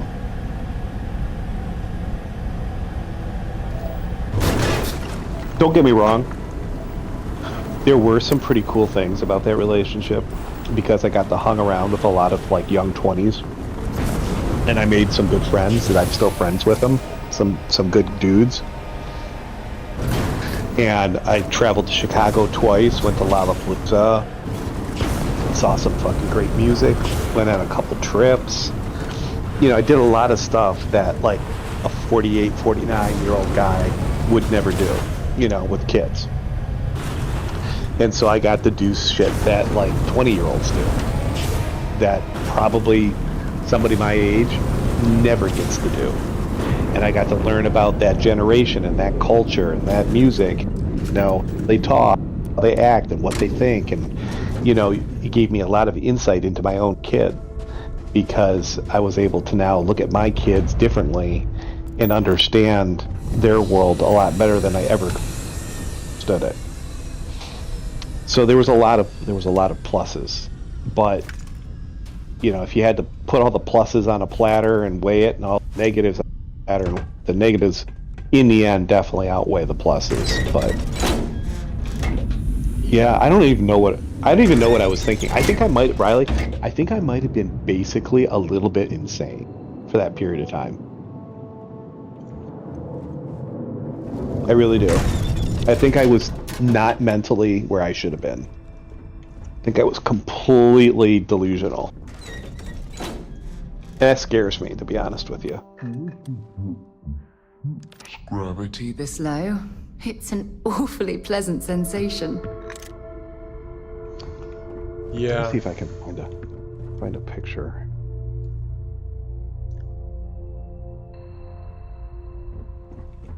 Well, because I still have no idea where I want to go, so if you want to go somewhere in the fucking United States, I'll fly there. Same day as you fly there, and then we could just have a fucking weekend or something. I would be down with that. But I'll tell you right now, I'm gonna be straightforward with you. I'm not gonna probably do anything until I get through the school year here with Cameron. I need to be here. Like, I cannot express to you, like, I need to be here. Oh, okay, so like next summer, probably? Well, maybe earlier than that. Maybe early spring. Or it's possible in the winter. I'm not saying the winter's not possible. I have to really take a look. Pretty much February. Pretty much after February until, like, now, October, I'm pretty much available. Unless it's Prime Week. I'd have to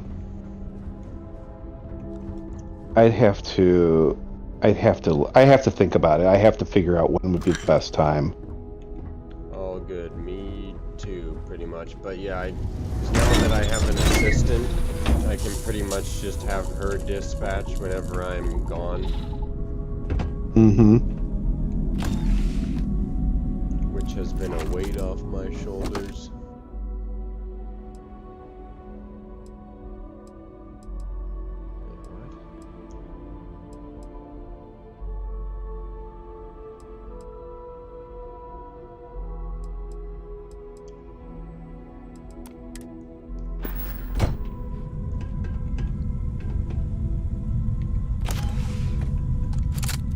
It was such a strange relationship. Hey yo. That's a good suit. I'm surprised. Here, I'll send this one to you. Because I remember when we were playing,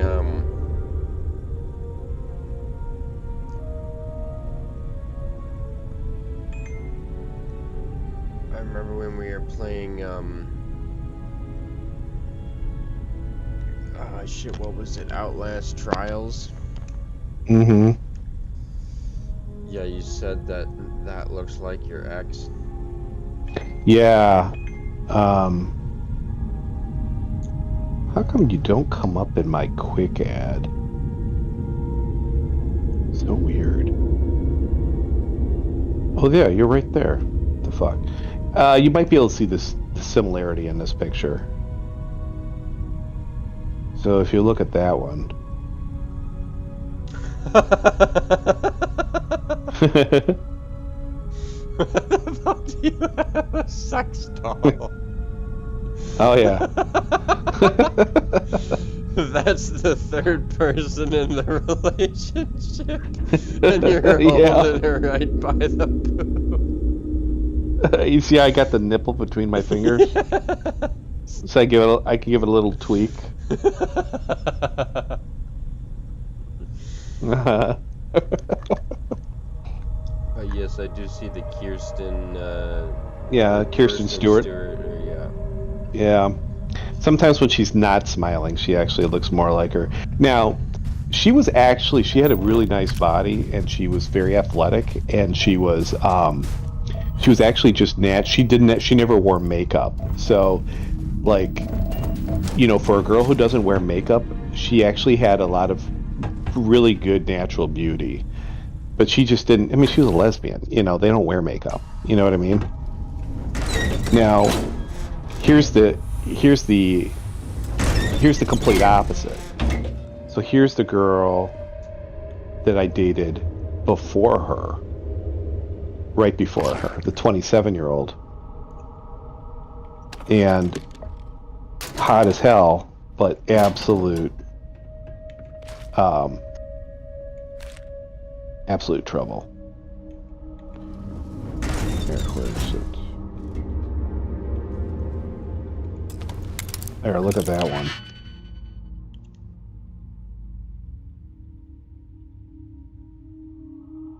Who's the weird guy behind? Oh, some dude I met I met at this house party. He was photobombing. She does seem like trouble. Yes.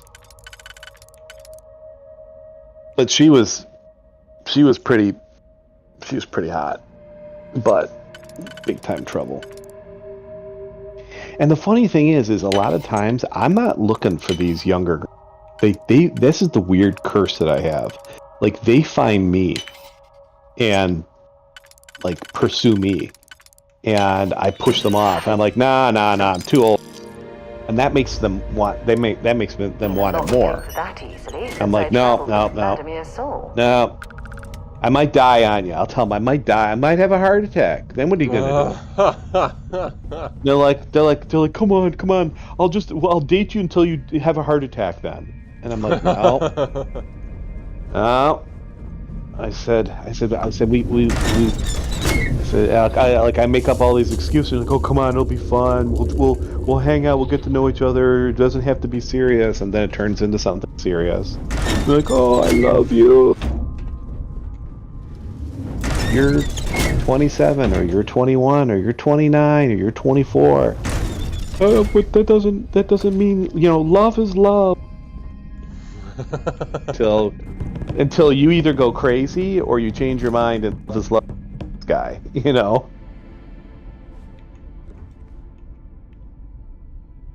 Yep.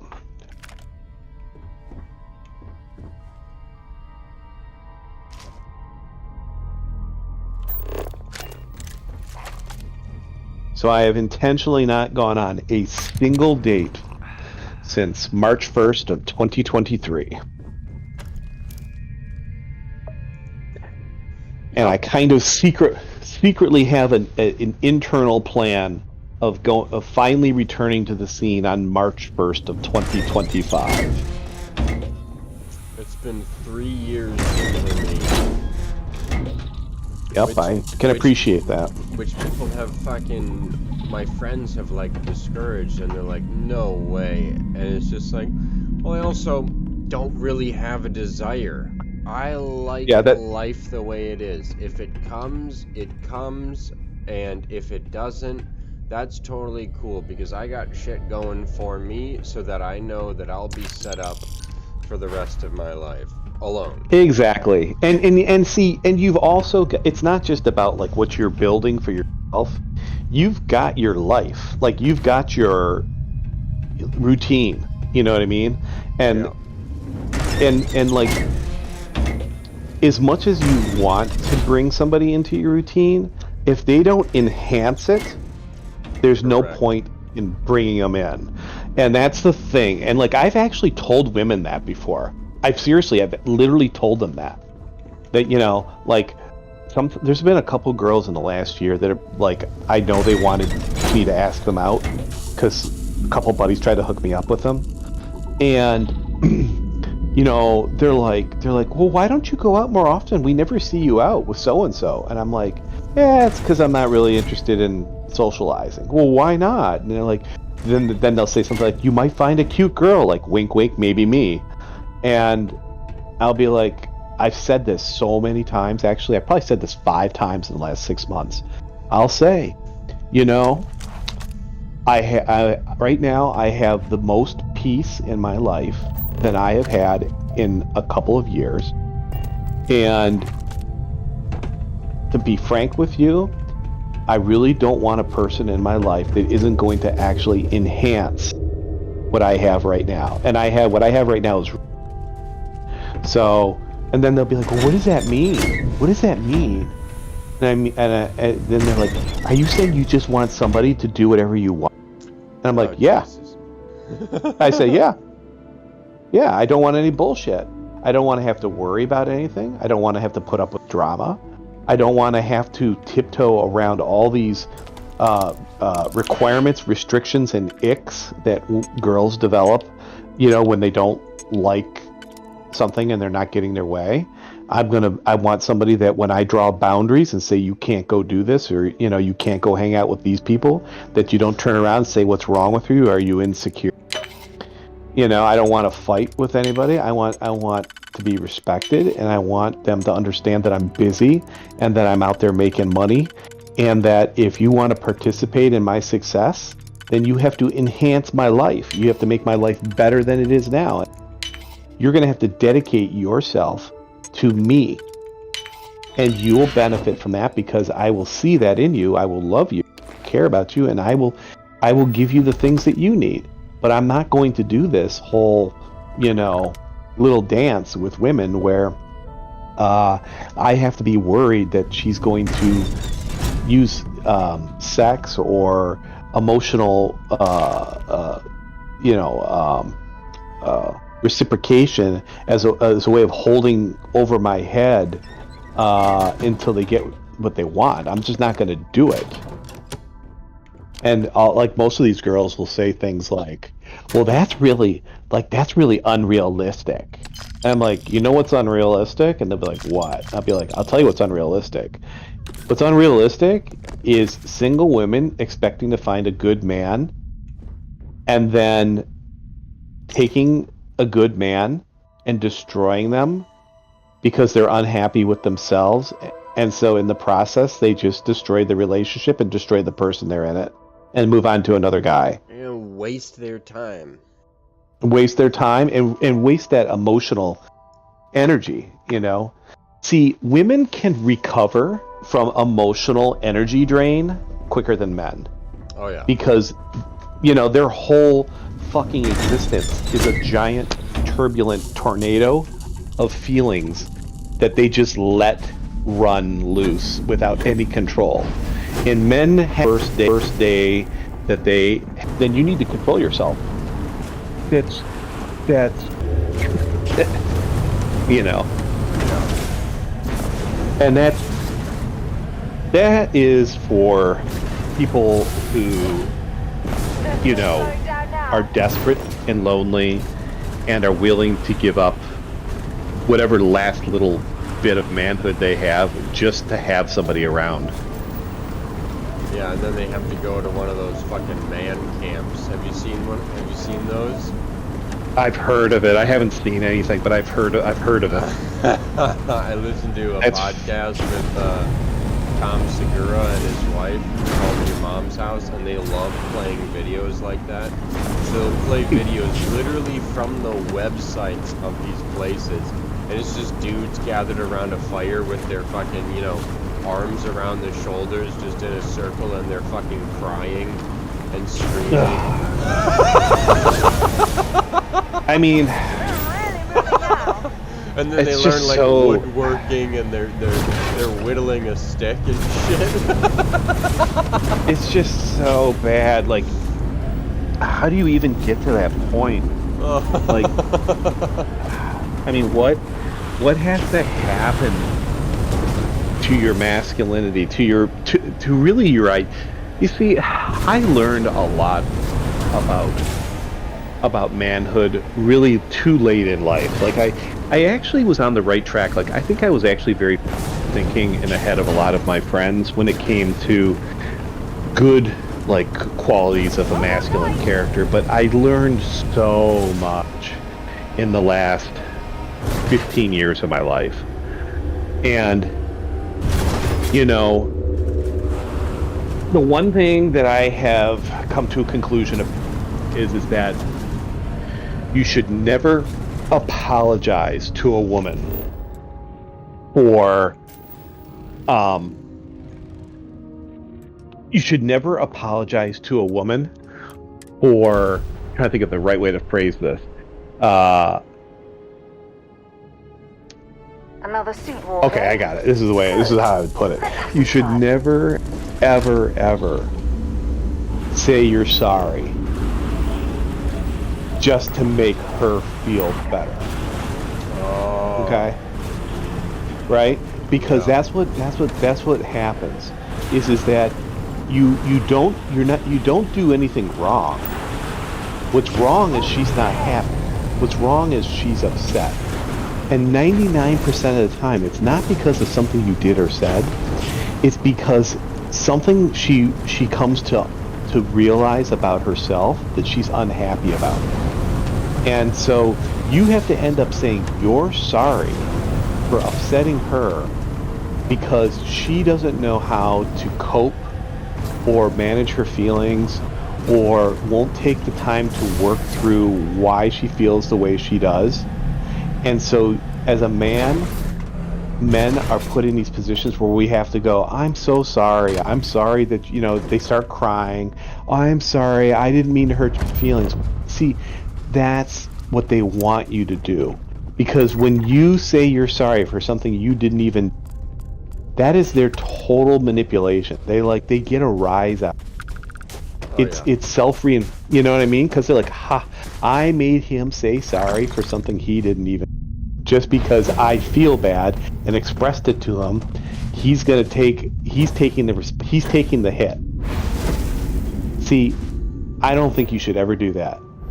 The way that you handle that is that, you walk in the room and she's sitting on the couch and she doesn't look like she's happy. Well, how you doing? Was everything okay? I'm fine. Well, you're clearly not, because anybody who says I'm fine is usually not fine. So, what's the problem? Well, I'm just not in a good mood today. Okay, you're not in a good mood today. Do you want to talk about it? I'll listen to you if you want to tell me what's going on. No, it's stupid. You don't want to. You would want to hear it anyway. Okay, well, I offered to listen to what's going on. I hope you feel better. When you feel like you want to talk, I'll be over here. And then you leave. Leave them alone. Don't go give them a hug. Don't give them a kiss. Don't bring them some hot chocolate. Don't wrap the blanket around them. You just go. You fucking leave them. And they're gonna sit there and they're gonna be pissed because they didn't get what they wanted, which was you to react in a way like, oh, what did I do wrong? How can I fix it? Even though I don't know what I did wrong, they're pretending like something's wrong. So you can't do that. Yeah, it you turns out have it's just taxes or something at work that just wrong. It's not even that. It's that they're maybe, some girl in their friend group got the same fucking dress that they bought and they ended up wearing it on the same day, and some random guy hit on her friend wearing the same dress, but she didn't get any attention, even though she's already in a relationship with somebody else. Yes. And she's pissed about it, and somehow she needs to blame somebody. So at the end of the day, it's your Was that your stomach or mine? because she got that dress to get attraction from other men and it failed, yet she can't tell you about it. So she has to be pissed at you because she has to be pissed at somebody because she can't be pissed at her friend. And it's like so fucking complicated and stupid. They're never going to articulate it to you, but what they'll take in lieu of all of that is you feeling or believing that you've done something wrong and make them feel better by validating their feelings by treating them like a little 9-year-old girl who needs to be bounced on their knee and told everything's going to be okay. Yeah. And that's not how it works. You got to make them come to you, and then they go, I'm sorry, I just had a bad day. You know, Lindsay, she bought the same dress I have, and, you know, everybody was saying nice things about how pretty she looked, and I kind of felt ugly, and you didn't do anything wrong. I was just being stupid. Hopefully, and then you if say, they're oh, mature enough. Otherwise, they'll just hold it. Mm-hmm. And then you know what you say to that? You just say, Hi, yeah, Captain. that sucks. Good to see you. I can see how that would piss you off. And then you shut up and you don't say anything else about it. You don't offer to, you know, oh, I'll make it better. I'll buy you a new dress, right? Because they're fishing for that. So then they realize they're not going to get anything out of you. And then they'll come and they'll sit down and they'll say, well, what are you doing? Oh, I'm doing some work, or I'm reading a book, or I'm doing this or that. Do you mind if I sit in here and cuddle next to you? I'm like, you can do whatever you want. You know I don't mind when you're here. Okay, you know. And then all of a sudden they want attention. They're like the cats, you know. Yes. And then they'll start doing stupid little stuff. They'll start walking around the room and touch this and they'll touch that. And then they'll engage in conversation that you don't want to have because they still haven't gotten what they wanted yet, which is either attention or something to validate how they are feeling at that very moment. And that's the kind of stuff that, you know, those are the kind of women that I don't want anything to deal with, because there are actually women that don't do that, believe it or not.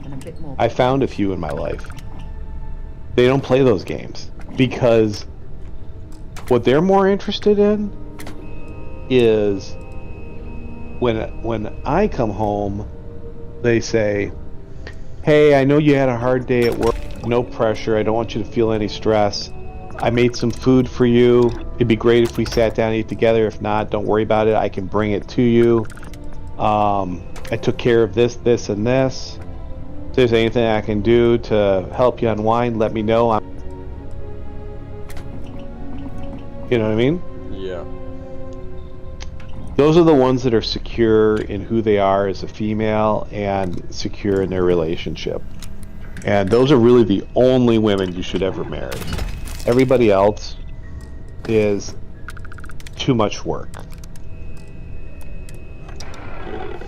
Yep, yeah, I'm not looking to add any extra work unless it benefits both of us.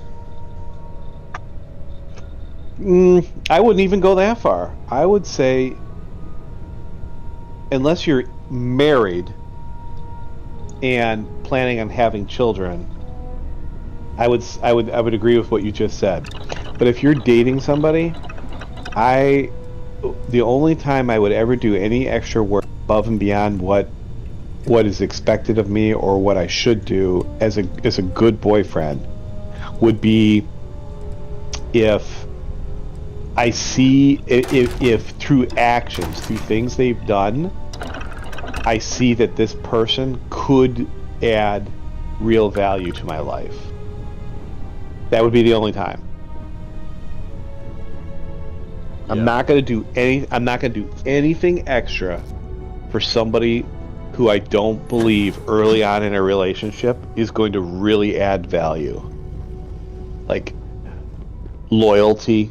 Like I'm going to call them in the middle of the night and I'm going to be like, I need Gatorade, I'm hungover, bring me 5 bottles. You know, and they get out of bed at 2 in the morning, right? Bring me a bunch of Gatorade. You know, and don't say, what's wrong with you? Why are you out drinking? You shouldn't even be hungover. What's wrong with you? Aren't you, you know, that's not what I'm looking for. I'm looking for, oh, baby, I'm sorry you don't feel good. You have a good time with the guy? You know, is there anything else I can do? Do you want me to order a pizza? It's such a difference in the type of woman. You know what I'm saying? Oh, yeah.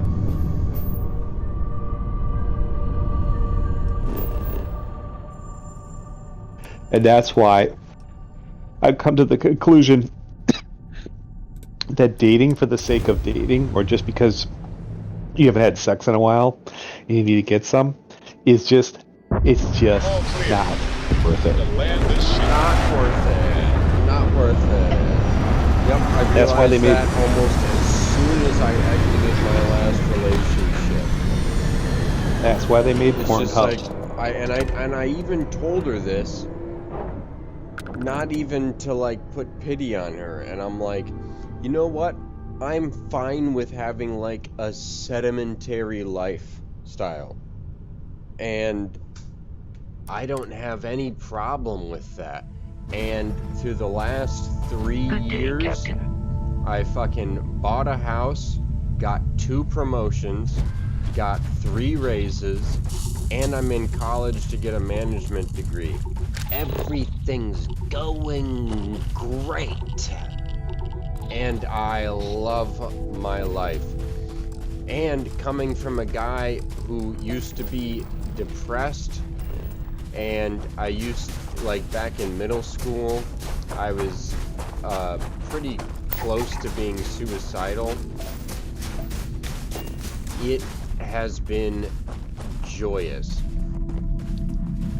And believe it or not, I partially accredit that to psychedelic drugs.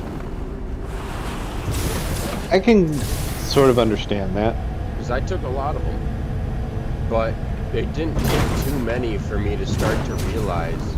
Because I used to be the guy, I used to be mad at people who were happy.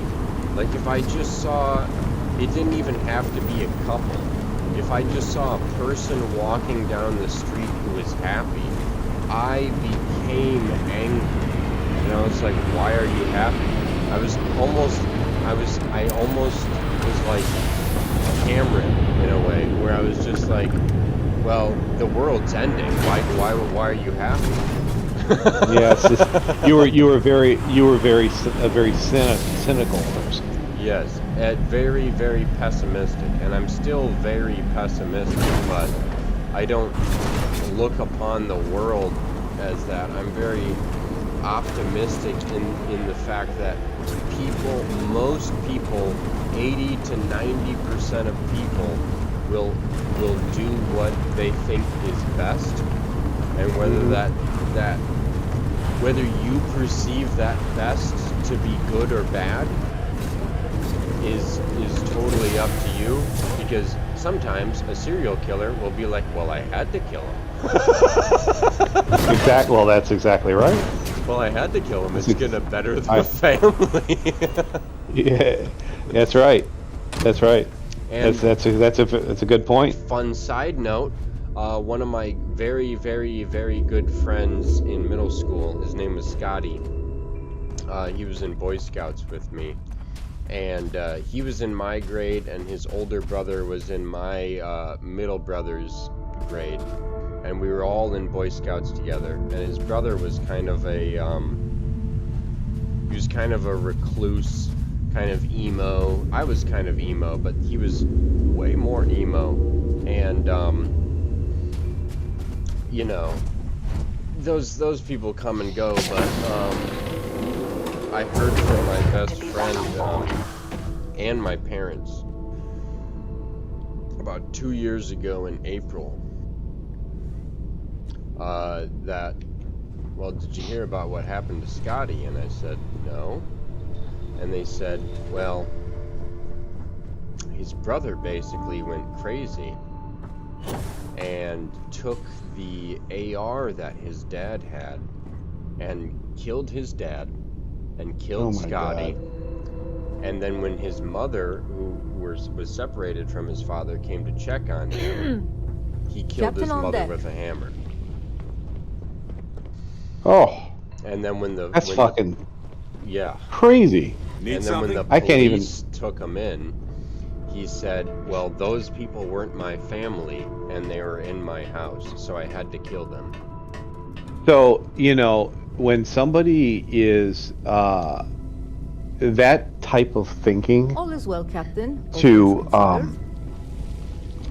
arrive to that decision, that thinking process is like people call that psychotic, right? Or they call that crazy, but it's not. See, it's not, that's extremely logical, right? So it's not that the action that he took wasn't logical. It's that he didn't have the empathy to know, to understand what his actions would do to other people. Like this is like a very autistic kind of response, where somebody who lacks the ability to understand how their actions and words make other people feel miss out on the error correction process or impulse control process of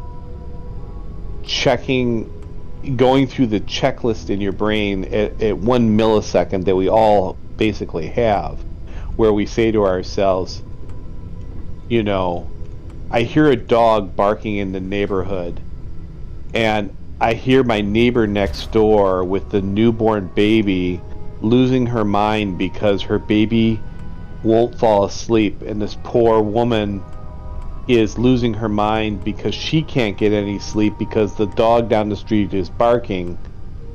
So I'm gonna go kill the dog because I care about the lady next door so that she can get some sleep. Right. So that's very logical, right? Because you think to yourself, what is the best way to solve this problem? Well, the person next door is being tortured. I'm sympathetic to the fact that that person's being tortured because they're my neighbor, but I'm not empathetic to the fact that people are not going to feel good about what I did. So there's a disconnect, and people call that being psychotic. But the thing is sometimes it's not psychotic. Sometimes what it is it's a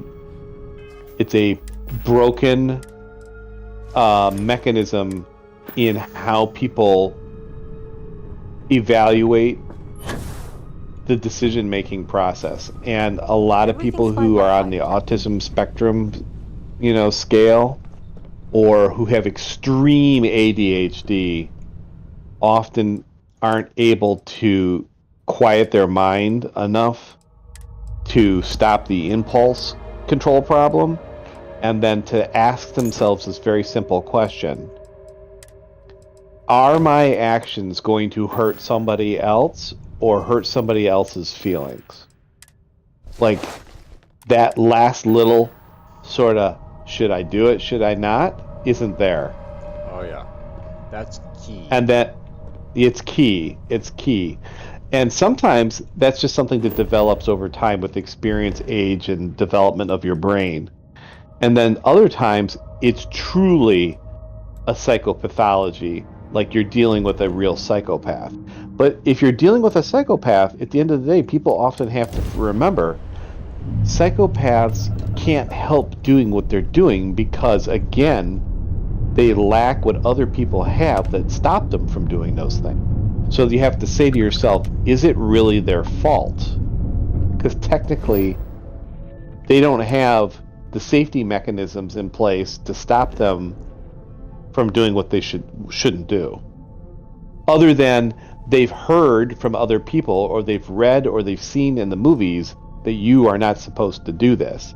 But they don't know that you're not supposed to do this because it's wrong, because they don't see what's wrong about it, because they can't feel it.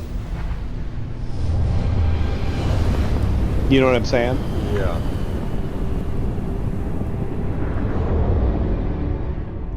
Yeah, I had that's crazy though that happened. What you told.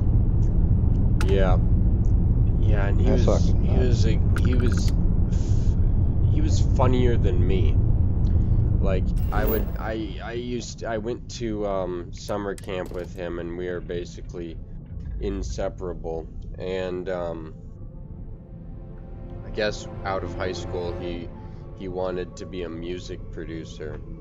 And we went to separate high schools, I think. But, you know, people find things out, especially in the Midwest. And it was on the news, too.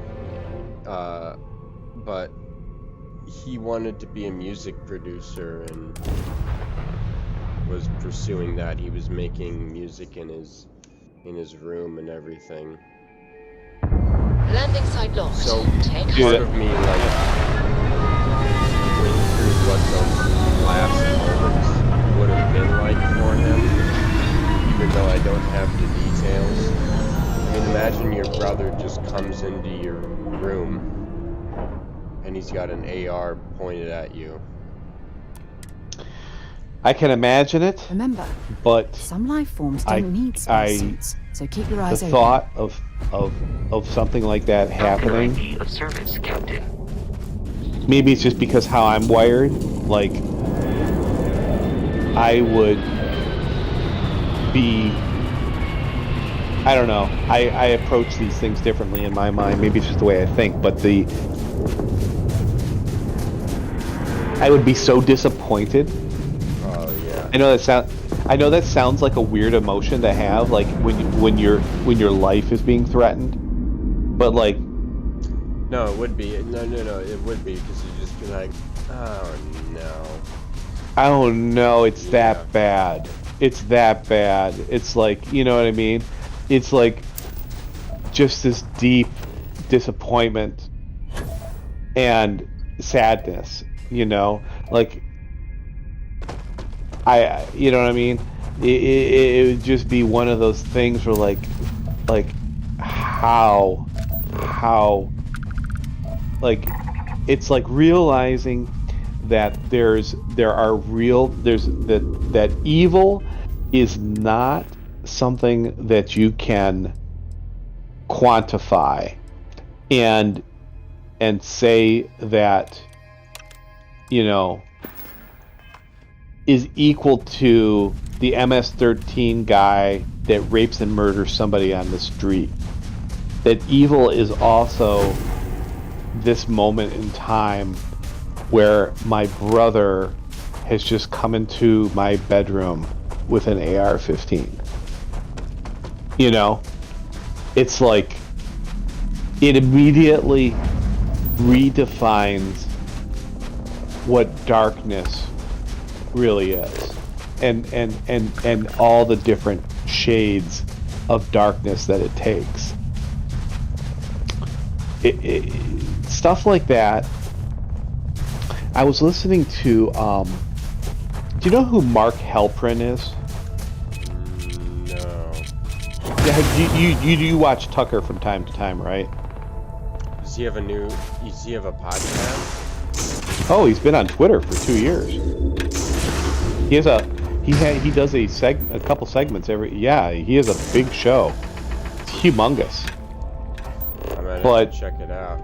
Oh, you should check it out. It's fantastic. He had Mark Halperin on about 2 weeks ago or a week and a half ago. Mark Halperin is a left-leaning, kind of West Coast liberal journalist. He's an independent journalist. Very, very smart guy. Just leans to the left. And they did an hour and a half, 2-hour segment, and they covered a lot of different stuff. And at the very end of the interview, there was Tucker asked him, how do you think the left is going to react if Trump wins? And Mark Halperin said, I'm really, really concerned. I think that we are going to have the biggest, most profound mental health crisis that this nation has ever experienced. And Tucker Carlson kind of laughed and be like, you're joking, right? And Mark Halperin's like, no, I'm not. He said, Trump winning the presidency for many people on the left is going to be similar to losing a child in an act, and waking up the next day and not mentally being able to process how did it happen, why did it happen, how could this happen, and being in a state of mind where it's not that you aren't aware of what happened, it's that you can't process it because it's such a profound thing, like losing a child, that you question what happened in almost a delusional state. Like it's such a state of disbelief that it keeps you from being able to see it for what it is. And Mark Halperin was saying that he thinks that there's going to be tens of millions of people that are going to wake up the next day and be in such a mental health crisis state. He goes on to say that it's not just that, there'll be people that might become violent, but moms taking their kids for play dates at the park aren't going to be able to cope. People who work in the workplace together aren't going to be able to cope. People who go out to dinner at a restaurant who sit at a table and suspect that the person next to them voted for Trump aren't going to be able to cope. They're not going to be able to they're not going to be able to step outside what they are going to perceive as such a tragedy. They're going to disassociate themselves from the rest of America, and they're going to question they're going to question the country they live in and the people they have to live with, because they are so far removed in their mind from what this country represents to them and what it represents to Donald Trump, that any person who voted from Trump is so outside their realm of understanding that they're going to not be able to emotionally see where they fit into this country, and that it's going to create, they're going to question what it means to be an American.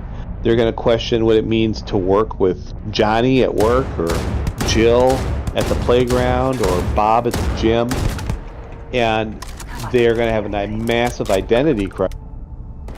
And it's going to cause such a problem that there's going to be divorces, there's going to be turmoil at work, there's going to be a humongous need for psychotherapy and therapy and therapists. It's going to overwhelm the system, that there's going to be suicides, that there's going to be acts of violence and aggression, because they're not going to know they're not going to have the coping mechanisms to understand, how did my child die? How could this happen? I don't, right? And that it's going to be that bad. And he makes a really good point. He is on the, and he's like, I know my people. You know what I mean?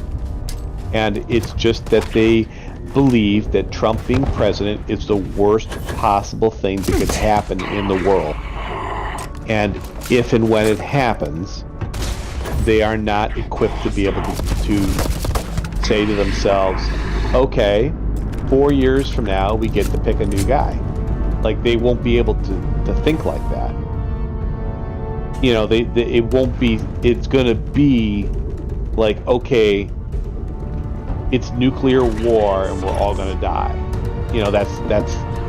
That's how they're going to be thinking. Yeah. Well, as Biden says, we resolve our differences at the ballot boxes, not at the end of a gun. Yeah, right. Meanwhile, he's talking about having Trump arrested. Dude, I still don't think that guy doesn't look like the same guy that was in the debate. I'm just saying that guy does I know. not. Despite all, I haven't listened to any conspiracy theories involving that. That guy just does not look like the same fucking guy that was in the debate. They've got 3 or 4 doubles for him. Hang on, I'll be right back. I'm gonna go take a piss.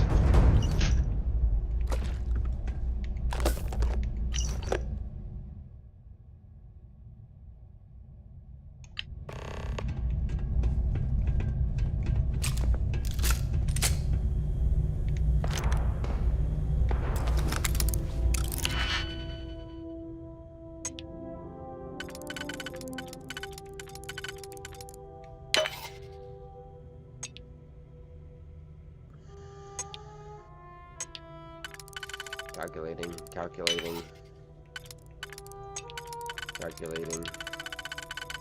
Processing. Processing.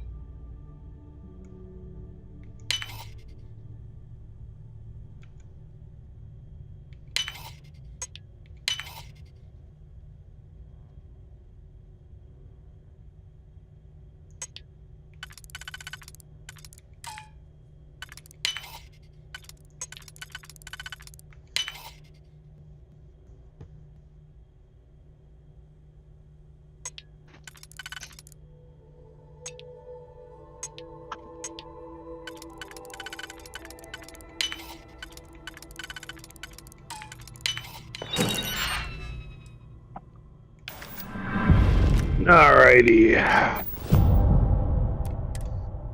Well, I dipped into the bourbon. Oh yeah.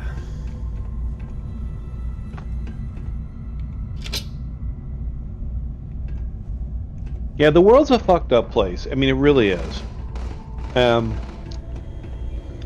You know, you're really lucky to make it through life untouched by chaos and evil and people who would want to do you some kind of, whether it means sabotaging your success or taking advantage of you or intentionally maliciously trying to hurt you for whatever reason.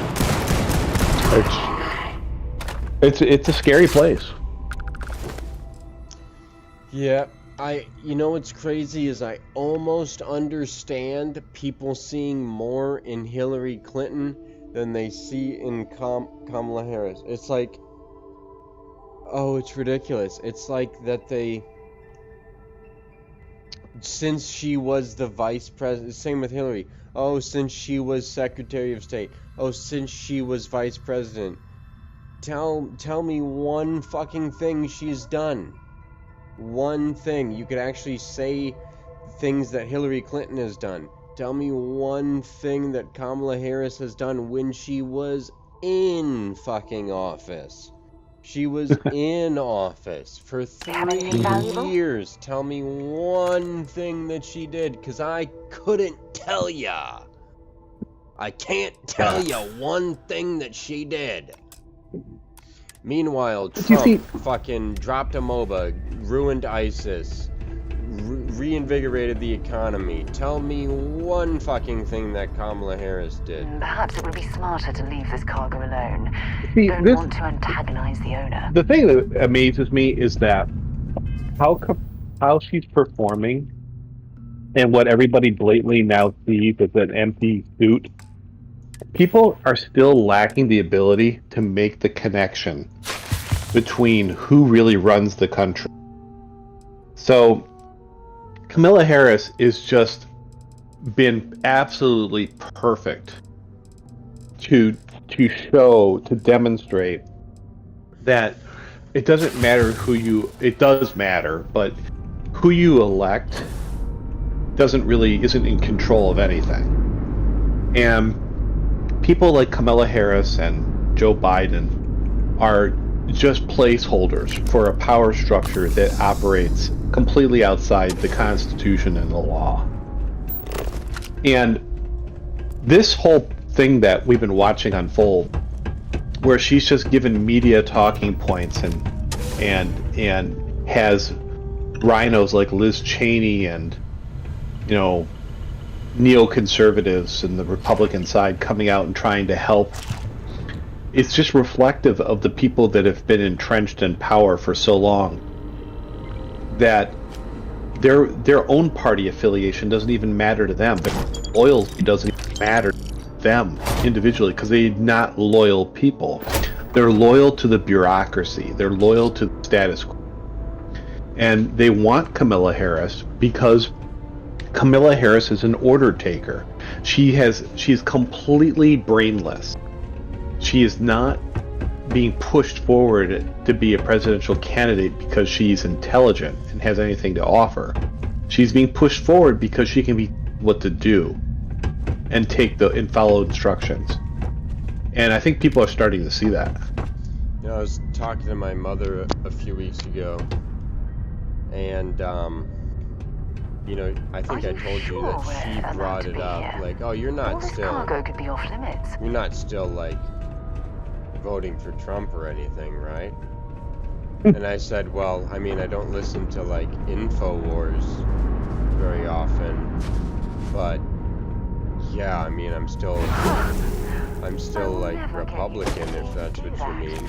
And she's just like, oh my god, and it's just like, this is the case with my entire family too. If I asked them the question of what has Kamala Harris done in the past 3 years, they would immediately pull the, well, I don't want to get political card. Well, I don't want to talk politics. Oh, well, what was the problem? Oh, yeah. We were just talking politics. What was the problem? We were just talking politics. Oh, I don't want to get political. This is the funniest shit ever. Because it has nothing to do, though their voting decisions, their preferred candidate has nothing to do with who's the better person for the role. Yeah. It has to do with who is the person that is not the person I am told to like. Yeah. So, they've been told not to like Donald Trump because he's a rapist, he's a Nazi, he's a fascist, he is a womanizer, he is a homophobe, he is an anti-Semite, he is a narcissist, he is a wife beater, he is a sexist. I mean, these are all the things that they tell you. You can't vote for that guy. But you can vote for Kamala because she's a woman, therefore she must be compassionate and empathetic. And she's black, so she's a victim, so it's her turn to, benefit from this great country of America. And you are a horrible person if you can't find the moral fortitude deep within inside you to choose this person over the rapist, murderous, sexist, homophobe, Islamophobe, mean person. Yeah. And that's a very hard thing for some people to overcome, because people place misguided trust in institutions to tell them how to think and what to do. And a lot of people don't understand that they're in the matrix, where they operate within a system that is instructing them how to live their lives, how to think, and how they should react to world events. And then there's other people out there that actually look at what's happening and then make a decision based on what they see, not on what they're told, not on what information they're getting from 5,000 sources removed from the original source.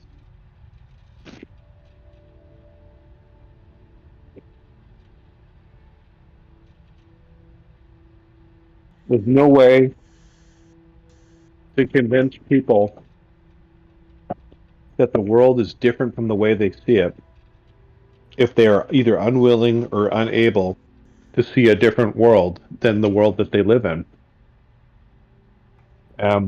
Sadly, people become very uncomfortable when they have to reevaluate the world they live in, because it means then they have to reevaluate themselves, and they don't want to do that work.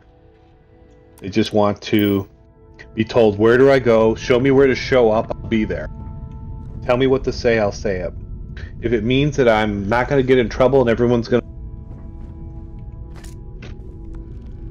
That's the left. Yeah. Or I'm getting drafted into World War III because there's 8 different countries at war. Tell me where to sign up. Yeah.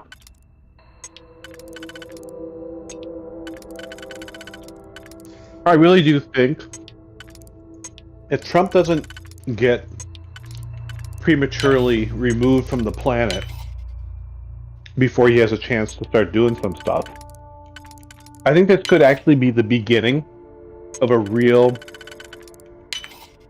historical moment in time where we see one of the most transformative moments in history since World War II. And I think it's going to get a lot worse, because when or if Trump and his allies and the general public start to support him in the majority, the minority, the remainder, the remnants of the past power structure are going to make one last-ditch effort to try to hold on or regain power. And when they do, I think they're going to overstep. And they're going to create a situation where all those people who may have not liked Trump and may have not voted for him for the first time, but are very enthusiastic and happy and excited to vote for him now, are going to be so pissed and so upset when they see the camp that they left try and hurt the camp that they have joined. It's going to become such there's going to be such a crazy kinetic reaction to that, both culturally and in the real world, where you're going to see some unbelievable changes over the next 4 to 10 years, and you're going to watch the remnants of the left like a half-dead deer that's been hit on the road that's twitching for 4 hours before it dies. I think there's a real possibility that we could see real change.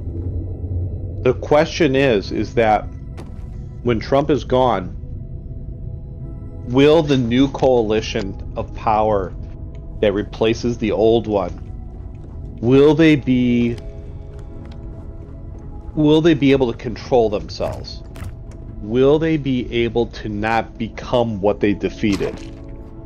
And just replace what was there with a far right-wing version of what they destroyed.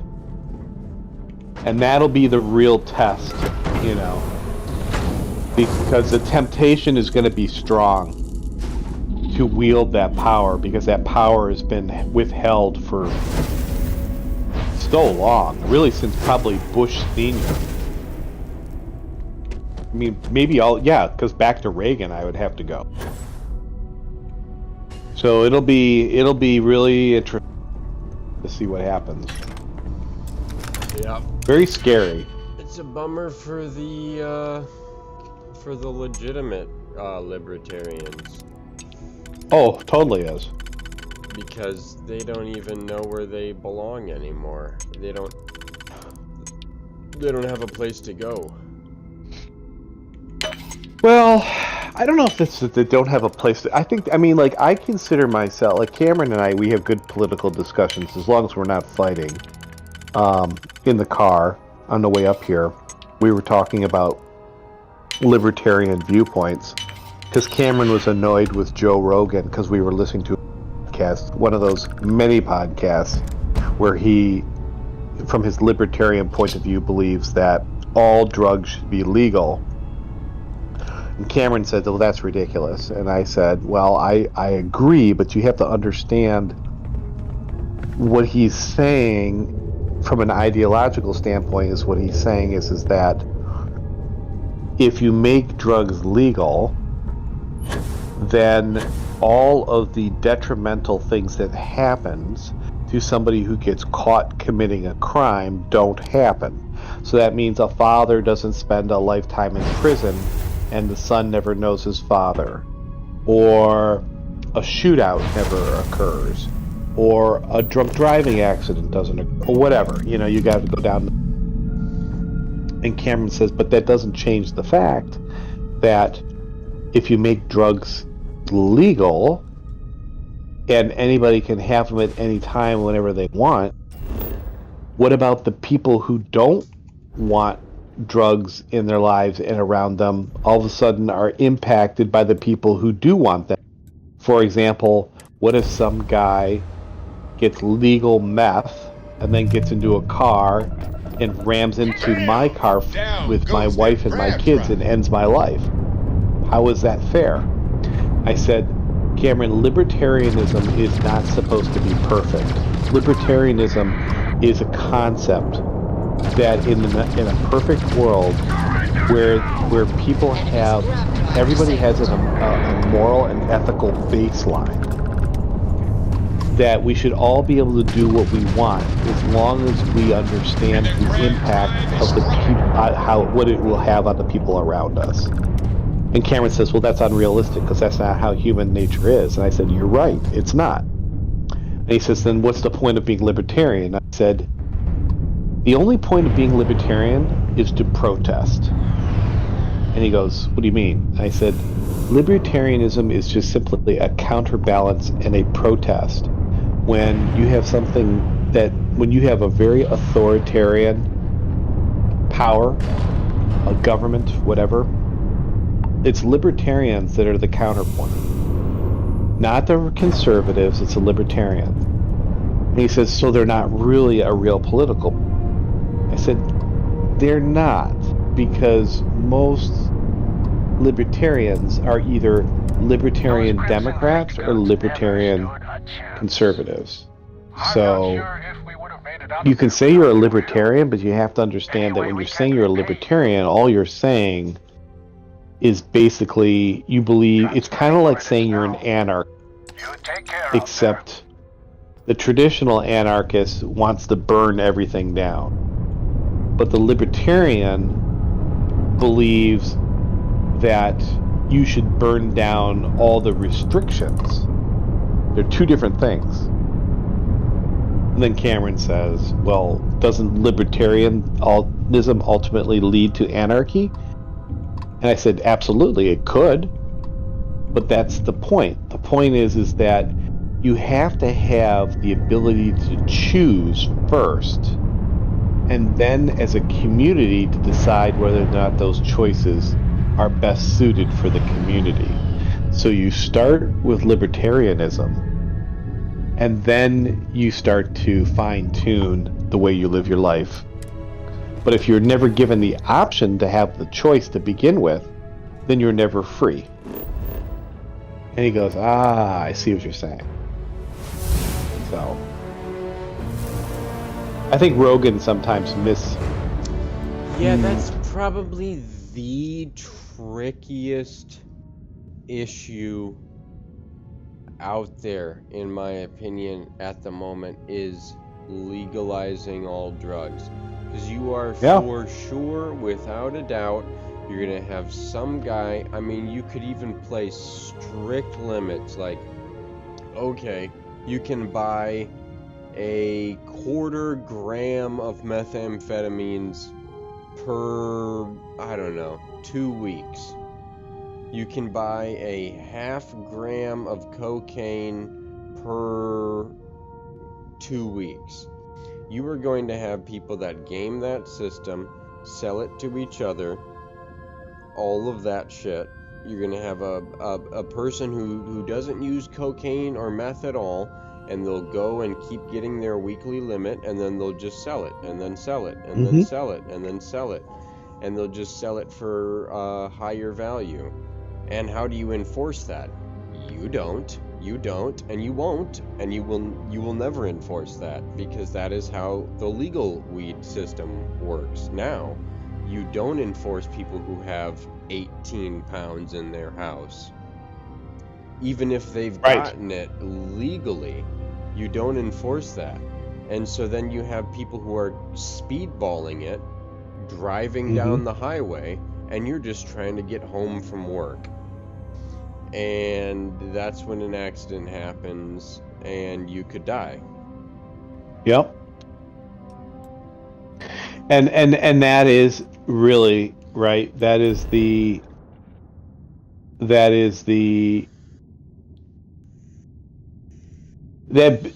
So like we started to talk about philosophy, and it's very difficult to talk to a 17-year-old about philosophy because they grasp onto the message but not onto the method.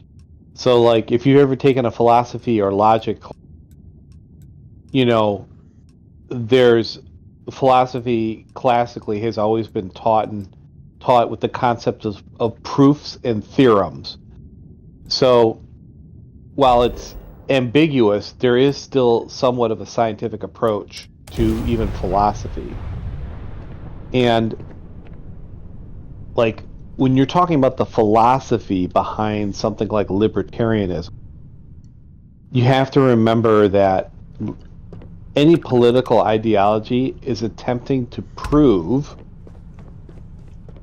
through logic that its way of approaching the organization of society is in the best interests of either the group, which is the many, or the individual. Good to go for and that's where the contest takes place, right? So this is definitely the real not the kind of contest place I'd is set up an between outpost. does man's free will and ability to choose supersede the welfare of the many, or does man have to sacrifice his natural state of free will to benefit the society? And that's where all political ideologies spring from. You're either in the camp of we have to give up our free wills for the benefit of a stable society, or we have to trust a bunch of people who have an unlimited system of choices to make the moral choice. And most people don't trust human nature, so most people don't trust people with making their own choices. Hence they make rules which they form societies around, which is where you start on the extreme end getting into authoritarianism and communism and all that kind of stuff. But on the extreme other end, you get into anarchy. So, is the best path forward the middle? Actually, the worst path forward is the middle. Because in the middle, you're kept in a permanent state of complete, incongruity, where nothing is certain and everything is in flux. So we're always sold on this idea that,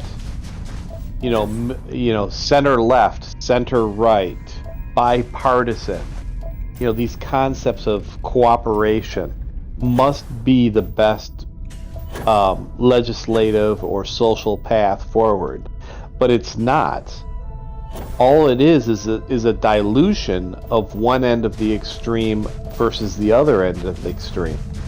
And the natural selection process of seeing which extreme is ultimately going to move humanity forward is never allowed to occur, because it requires such tremendous change, which results in usually tragedy, death, and all kinds of other negative things, no matter which direction you go.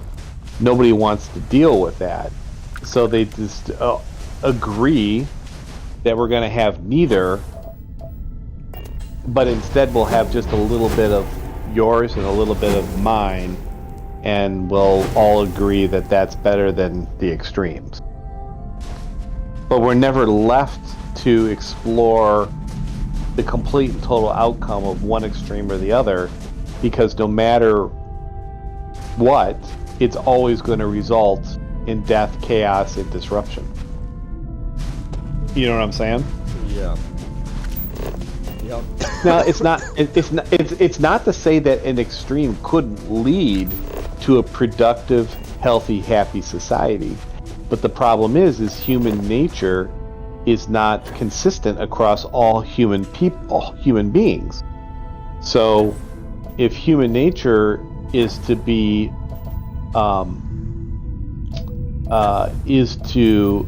reactive, then you can't expect every single person to be able to critically think about their actions in relationship to what they believe and ask themselves, is this good for my neighbor? Because they want what's best for them. And that's what makes you human, because you're trying to survive and pass your genetic material on to the next person, so that your genetic material survives for 1,000 years, 100,000 years, 1,000,000 years, and you evolve. And so instinctively, you're not going to go along with what doesn't benefit the transfer of your genetic material to help your genetic line live forever. Yeah. It's crazy when you think about it.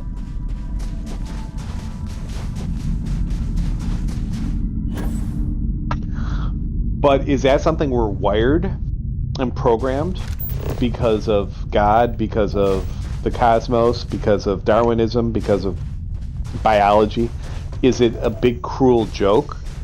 Is it a biological certainty that our choices in the way that we organize ourselves as a life form are designed to provide the best possible outcome for survival?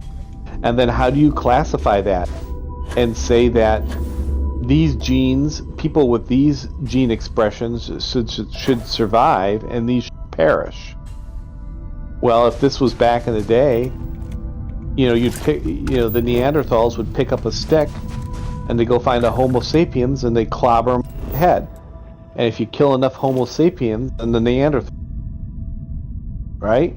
Vice versa, if the humans, instead of using a stick and getting in close, use a bow and arrow because they're smarter and they pick them off from a distance, then they kill off the Neanderthals and they survive, and then they pass on intelligence trait that they figured out that maybe melee damage is too risky and we need to use range damage instead. And that's what politics is. It's just an expression of evolution through social organization. It's no different.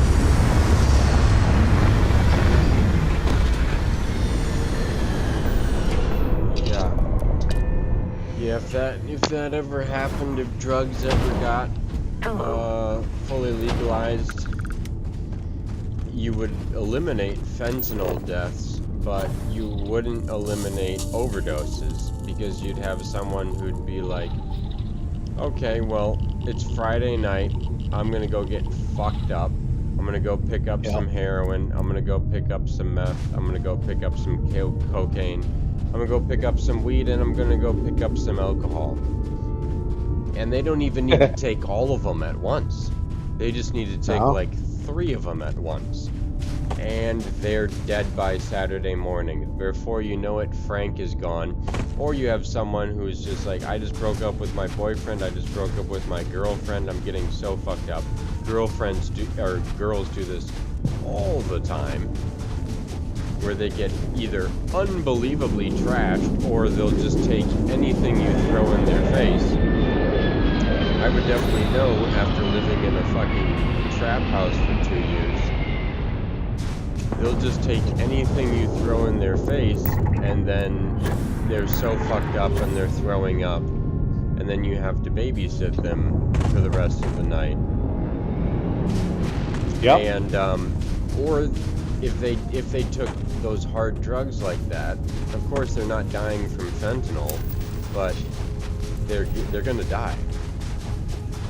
Yeah. Unless you bring them to a hospital right away, and then you might have a chance. Mm-hmm. So it almost would be like a burst of overdoses and deaths before it bell curved down again. And some people are in favor of that. They're like, okay, yeah, get all the addicts out of our system. Well, I don't think that's the appropriate way to think either. Because there's a lot of addicts that do brilliant things.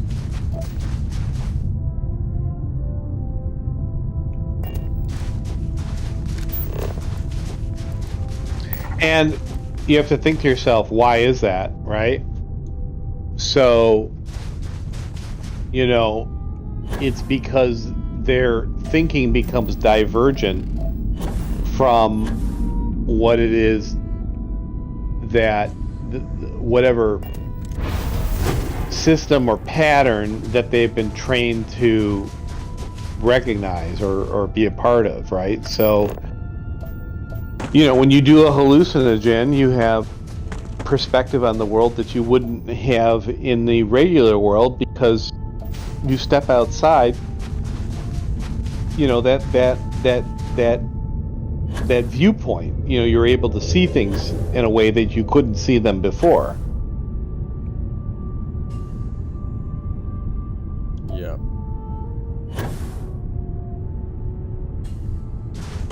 Yep, it's very interesting. I mean, but the thing is that I don't think there's I don't think there's a, if you really want to be extreme about it, I don't think there's a right answer. No, definitely because not. No, and the only and not to be religious about it, but the only answer that makes sense, if you really want to grapple for one, is the old, you know, God has a plan, you have to have faith kind of answer, because it's so beyond our ability to comprehend because of the complexity of what it means to be conscious and aware of your impact on the environment that we call reality. And of course, we don't even know if the reality that we think we have an impact on is the only reality, let alone what we can or cannot perceive, for that matter. you almost have to trust in something that you don't. You know, there's no guy in a beard that comes down and says, "I am God. Believe me, because I have these powers and I can show you how powerful I am. It justifies and validates who I am. I must know more than you. You should listen to me." Right? We don't have that. We don't have that. So, you know, how do you know that everything you are and everything you do and what you should do is what you're supposed to do? And why do you even fret over that? Why do you care? Why do you worry about where your place is in the universe and what your purpose is? That in itself is really a fucked up concept.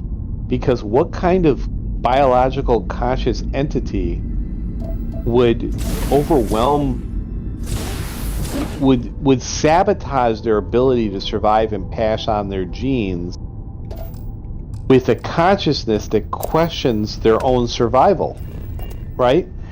What kind of biological entity would make decisions, irrational decisions, that threaten the passing on of their genetic identity?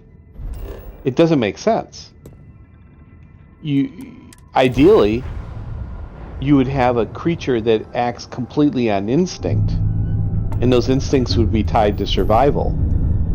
But human beings make decisions all the time that end any possibility of their ability to move or push their genetic material forward, because they have concepts of morality or ethics, or I should do this because out of an act of selflessness, I'm going to sacrifice myself, knowing that I will no longer, my line will be dead. That's self-sabotaging to the concept of evolution. Trees here and some grass there. So which one is right? Might not look so awful. Is the moral imperative of the consciousness the way to ascend to a higher level? Or is the path of natural selection, of who makes decisions that allow them to biologically proceed to a path that eventually leads to a more perfect being, is that the right way? Or does that even matter? What if it's just a big joke and it's an experiment and there's no meaning behind any of it, and everything that's done is done simply because we are created by a God, a consciousness that could truly care less at the end of the day and just wants to see what happens, like SimCity 4000.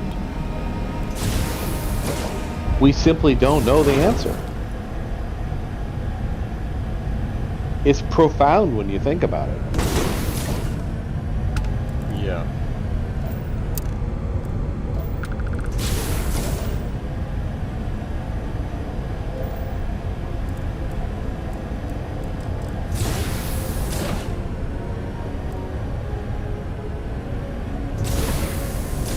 It's very, very crazy.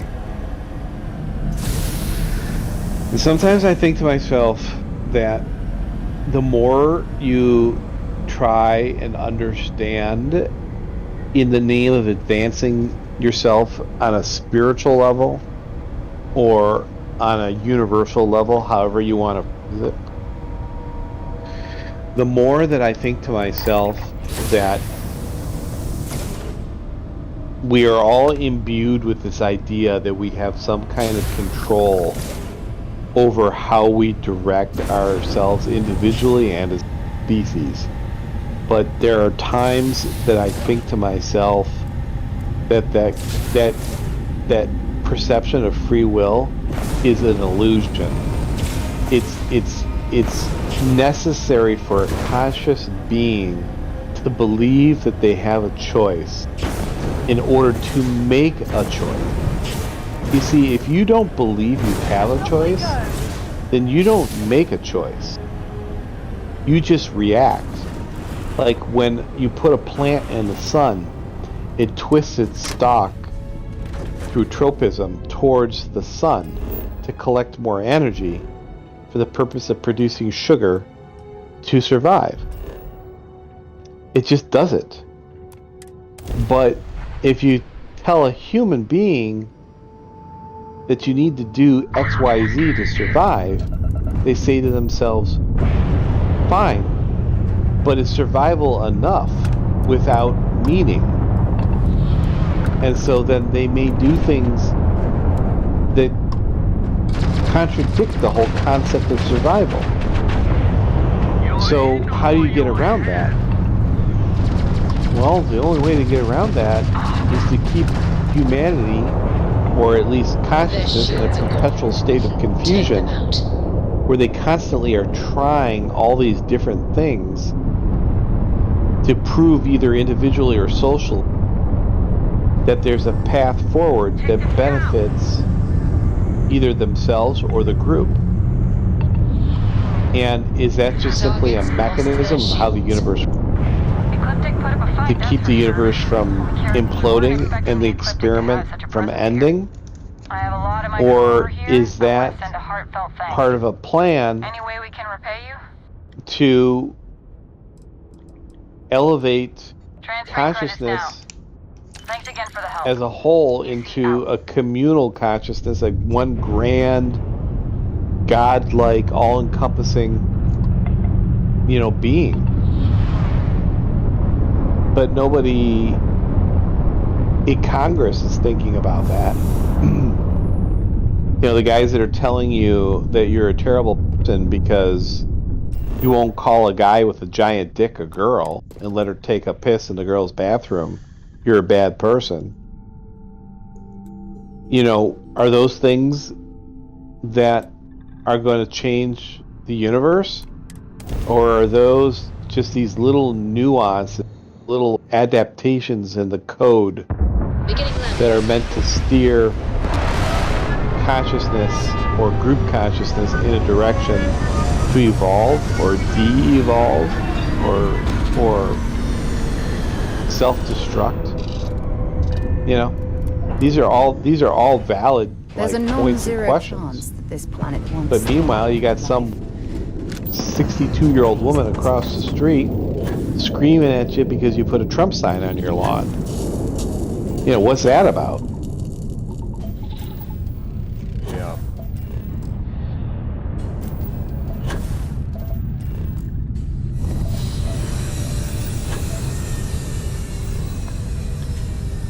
Yeah, and that's what Graham Hancock and Joe Rogan think, that every political person should have to take psychedelic drugs, even though it's a pretty radical thought.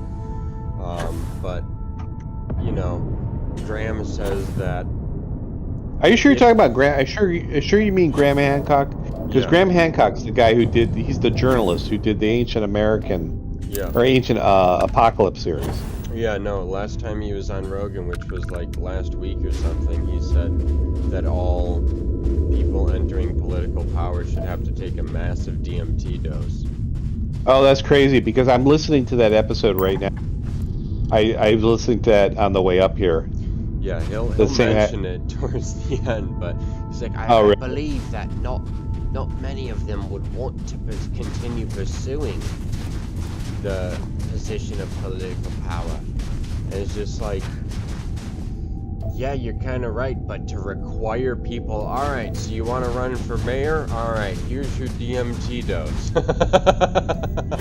No, but that's an interesting point, right? Because what is he saying? So he's saying that you can't lead other people.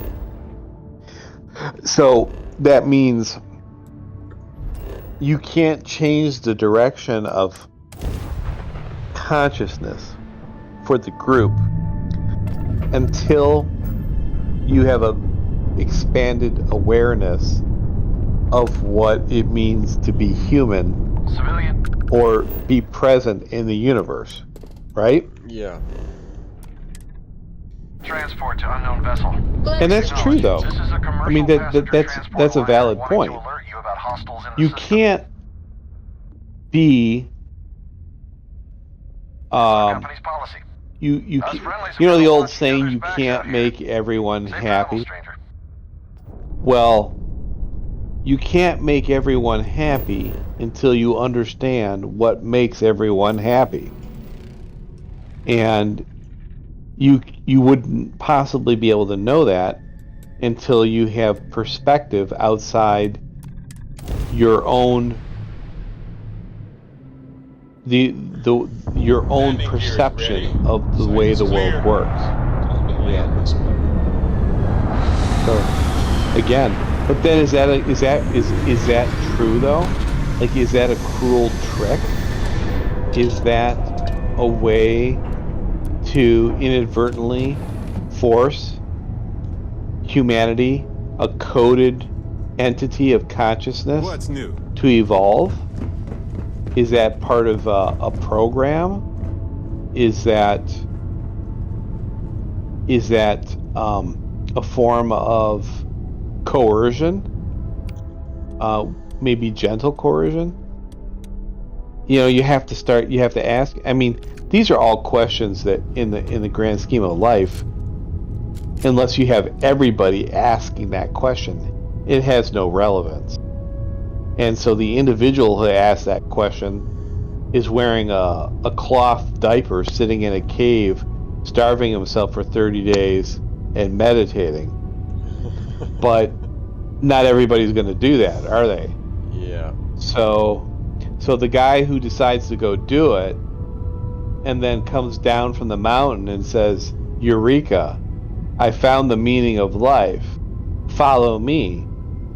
Well, one of several things are going to happen. He's Jesus Christ, and an entire culture and society coalesces around it, and it's influential enough to change the whole, or they're adopted by a small group, which is still influential, but seen by the majority as a cult and then discredited. Or lastly, is completely rejected because the concepts and ideas that come forward are so disconnected and incongruent from the way that things have always worked before, that is seen as either crazy or manipulative, because it's not understood that this new way of thinking is actually beneficial, but it threatens those who've come before that had different ideas, that have learned to benefit personally by gaining power, influence, and resources by promoting an idea that is pre-evolution or previous to that new perspective. It's a sick trick, because you can never get all minds to think with one mind. And the day that happens is the day that technology or biology advances to the point where either a gene is changed or a technology is placed within the majority of people's biological body or whatever, and all of a sudden a switch is flipped and you think what your neighbor thinks and you feel what the guy down the road thinks, and you become one giant network, and everything all of a sudden makes sense. And that is the loss of individuality, but the sacrifice there is a unity where there's a universal understanding. So is that bad or is that good? Does that enhance the survival of the race, or does it sacrifice it for a new race? Please disregard. And humans are so resistant, almost like an immune system. They are so resistant to being changed that they fight it with tooth and nail. And that design is not by accident. but it's in contradiction to what may benefit them. So how do you know what is the right path? And so it's your leaders within society that are supposed to guide you, whether they be religious or political, or both. So who do you listen to? And what side does the majority side with? And that's why human nature is ultimately chaotic and leads to death and war and famine and pestilence and sadness and destruction, and the brother with the AR walking into the bedroom. Because the very meaning and nature of humanity is to not adhere to what might be a universal constant. Humanity is in itself the definition of entropy, total chaos. I disliked that. And I'm starting to think, and I have thought over the years, that the human condition is necessary for the existence of the universe. Because human existence could be nothing more than a counterbalance to the ultimate alignment and complete organization of the universe. Because you cannot have harmony without entropy, because the definition of harmony itself does not exist without the opposite, which is complete chaos, which is entropy. You know what I'm saying? Yeah. It's a weird thought when you think about it, but we very well could be the most important species, biologically speaking, in the entire universe of trillions and trillions of planets. If we have hundreds of billions of life forms with conscious thought out there, we could very well be one of the only, if not the only one that has this duality to it.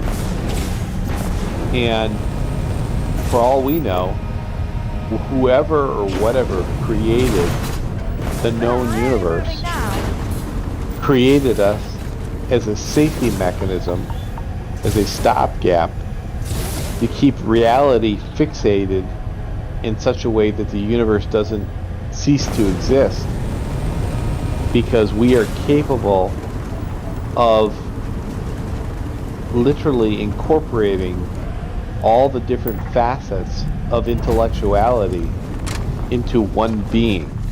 Because think about how diverse humanity is. One person can be an absolute psychopath, murderous killer, and the next person can be Mother Teresa.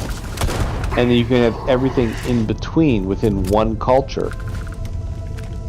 I mean, when you look at squirrels, you don't see the same kind of social hierarchy. When you look at pretty much every animal and species on our planet, you don't see that.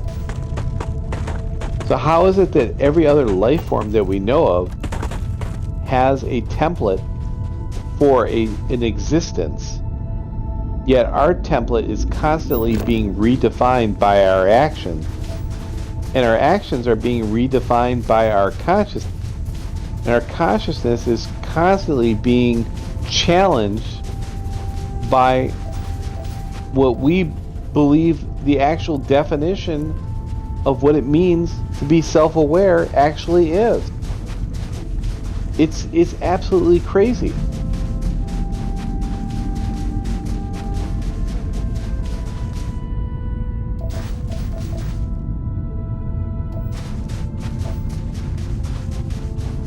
I've often wondered about consciousness and the fact that energy cannot be created nor destroyed, and whether that has any ties to some sort of reincarnation. But since you can't take your memories, since they lie within your brain and they're powered by the energy that is in your brain, that we're simply, our consciousness is just being reborn and reborn again. You know, honestly, Riley, I don't believe that. I believe consciousness does not exist in our bodies. I think our consciousness is a projection into our bodies.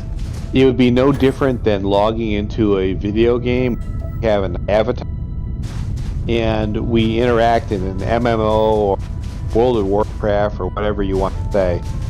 And we may build out our character, our physical, etc. But our consciousness, who we are as a character in the game, is merely a projection from an outside source.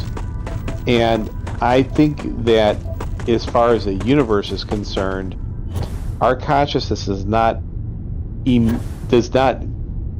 it's not in our body. It's a download link. So there is a cosmic or universal cloud in which spiritually we live in. Now you could call that heaven, nirvana, or whatever you want to call it. But at the end of the day, I think we are simply uplinking to a physical reality from a non-physical reality where we actually exist in a pure form of consciousness. So we're up there in the cloud. We essentially project ourselves into our current existence. We live out that existence, and the uplink fails when the hardware breaks down. The modem fails, the router fails, the fiber optic line is cut, the biological entity degrades, and then the consciousness returns to the cloud, is recycled, finds a new connection, maybe to a new biological entity, maybe human, it may be some other species somewhere else in the galaxy, it could be an ant, it could be a piece of seaweed, whatever it is. And we just simply reconnect after the host has dropped, and we project our consciousness again back into the next entity. And how that's driven and how that choice is made, whether it's self-determined in that afterlife where we're back in the cloud, or there's some grand wizard that determines where we go, and there's some purpose such as you must become wiser and more experienced than the last one, therefore you need to go and be this person and project yourself into this. That's all up for debate, but at the end of the day, it makes no sense that consciousness originates within that biological entity, because as you said, energy cannot be created nor destroyed. That's entropy. And so if that's the case, then it's not about where the energy goes, it's about how the energy goes. So, you know, if you have an extension cord running to a hairdryer and it's providing power, and all of a sudden, you know, that extension cord fails, then all you do is you connect another extension cord to the same dryer, and you have the same power, and the dryer continues, it's always done. And it's about transmission. So if you just need to, in order to have something be actionable in a universe, if all you have to do is apply energy to it, and if that energy is disrupted through the death process, then all you need to do is find a new extension cord and a new hairdryer and re-plug it in. And whether that's reincarnation or not, I don't know. But it makes complete and perfect sense that if energy can't literally be destroyed, as you defined it, it has to be diverted. So where does it go? You know what I'm saying? Oh yeah. I think the universe is a lot simpler than people try to make it out to be. Yeah, most I think it really is, because if you look at nature, you know, in order for nature to exist, the most successful organisms in nature are the simplest. They're the ones that have the highest resistance to disease, radiation, environmental change, etc. They also tend to be the ones that propagate in mass amounts and are able to evolve rapidly like a virus. Simplicity is the key to success, and you have to scale that up to complex systems. So even a complex system can have a really simple answer to it. And I think the logical way of looking at it is that the human condition could be unique, but at the end of the day, it still has to operate on the universal principles that everything operates on. And maybe humanity is just the most concise, refined, fine-tuned version of energy that is able to organize it in a harmonic way that provides the best conditions for sentience, for self-thinking, for consciousness. And maybe at some point, over billions, trillions, quadrillions of years, really don't, consciousness has just become this mechanism by which at some point in the past it became self-aware and didn't want to wink out of existence and figured out its survival strategy. And its survival strategy is not to exist in the biological entity, instead to exist in immortality, and then to project itself into biological entity in order to have the experience of life and the variety of life. And there's no risk to consciousness if you're a projection, because you get all the benefits of the experience and the knowledge gathering. Yet, at the end of the day, you get to hold on to that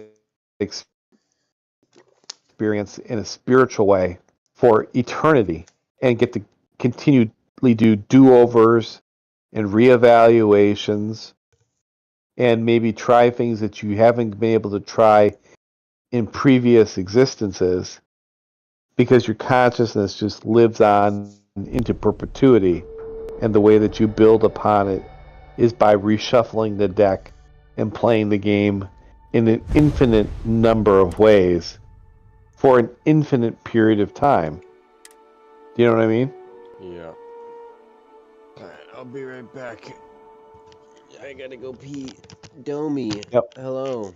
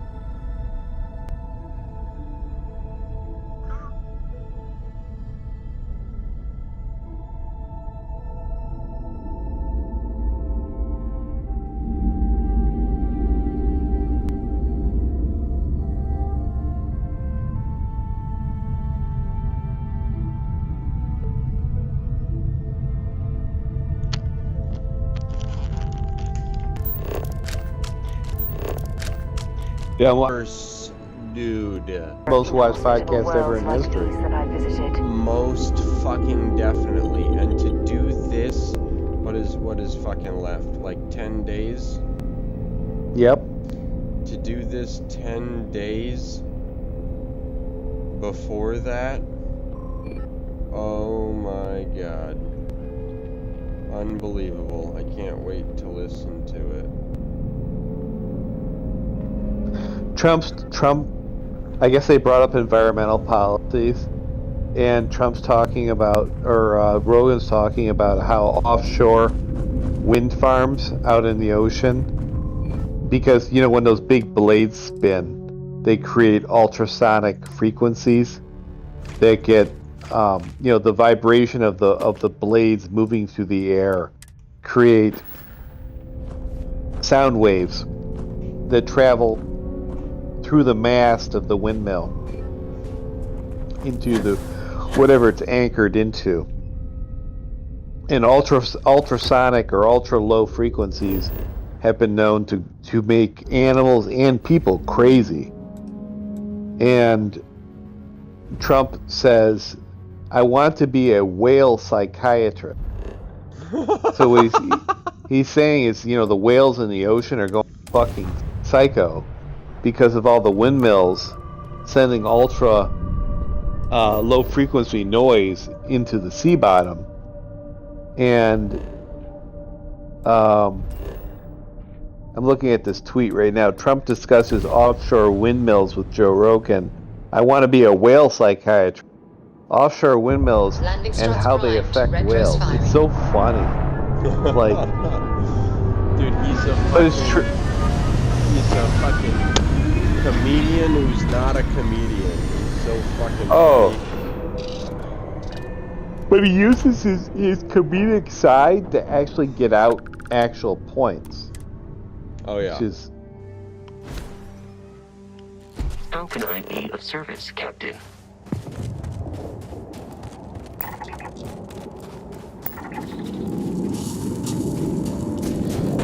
Donald Trump on Elon Musk. That guy is such a great guy. Starling. ... He got it for them so fast. Saved so many lives. You can see this alliance he's got. Trump shows off his bullet-scarred Joe Rogan. It makes me a tougher guy.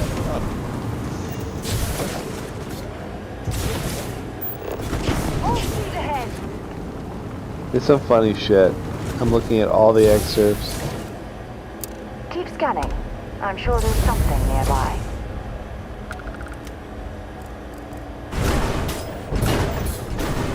Yeah, this is gonna be epic.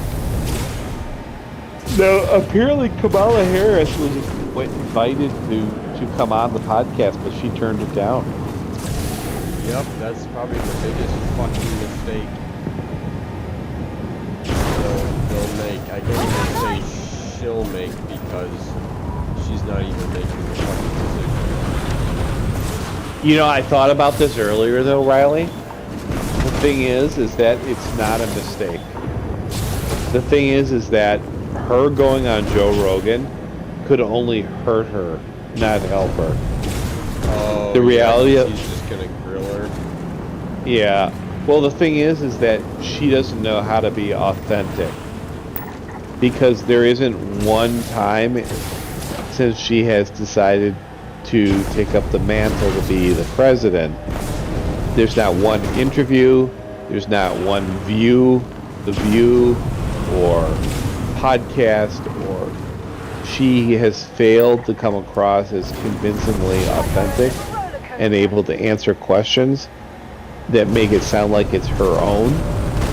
And so going on Joe Rogan would put her in such a position where she could probably do more harm than good. So her decision not to go on Joe Rogan, in reality, is probably better than her going on Joe Rogan. Because I don't think she has the ability to come across as a likable person, because she's so empty as a person that Joe Rogan would be the worst environment for her to try to express herself as a person.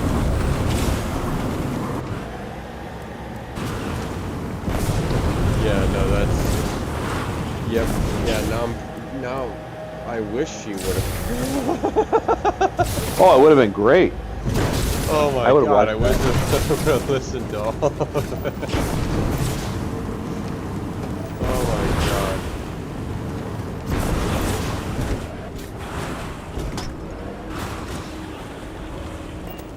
Well, I'll tell you this much. It's time for my bedtime. Indeed. I am going to get into my 50-degree sheets and pass out in my sweatshirt and sweatpants. Yep, And I do not care if I do not care if I wake up in a pool of sweat because I am freezing my ass off right now. Oh yeah. Sometimes you just need that wake up the next day and be like, why am I so wet? Yeah. Oh, I know why I'm so wet. I sweat myself to death. I don't think anything can compare to when I was sick, like 3 months ago, like a few days before my birthday. I ended up leaving work after about 30 minutes. Even though I wasn't even scheduled for that day. Like I took myself off the schedule. But I didn't even know I was going to be sick. So I was just doing work around the lot. And I felt so shitty. And then even on the drive home, I felt like, oh man, I might have to like pull over and throw up or something. Yeah, I might sounds horrible. Get ready to do that. And then I got home and I didn't even like eat anything at all that day. And I just went straight to bed with a bottle of water. And I was in and out of this strange, lucid, fucking fever dream state. I felt I had a dream where I was missing. Ever since I quit weed, I have crazy fucking dreams, and I love it so much. It's so enjoyable. And I was missing, and people were doing like that walk through the field where they're like, 10 feet apart. And I was in a ditch, and I was like, help me, help me. And I was in and out of sleep like 8 times, and I was sweating buckets, but I had 2 sweatshirts on. It was probably 80 degrees out, and I didn't have the AC on, and I knew I was and I couldn't even bring myself to drink any water, and I ended up sleeping until about 5 p.m. And I don't know how there was any fucking water left in my body, dude. I have no idea how there was anything left in me, but I just keep sweating. I kept sweating, kept sweating, kept sweating, kept sweating. Turns out there's way more water in your body than you think there is. Yeah. Yes, there is.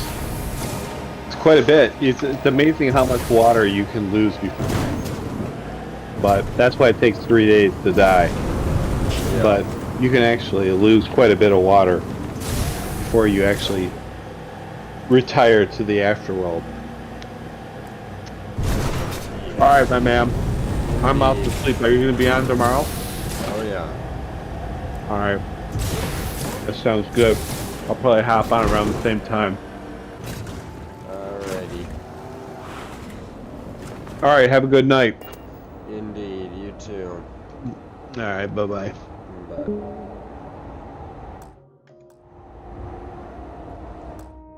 Alrighty, folks.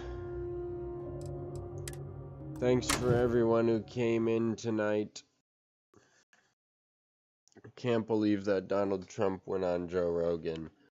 Oh boy. Oh boy.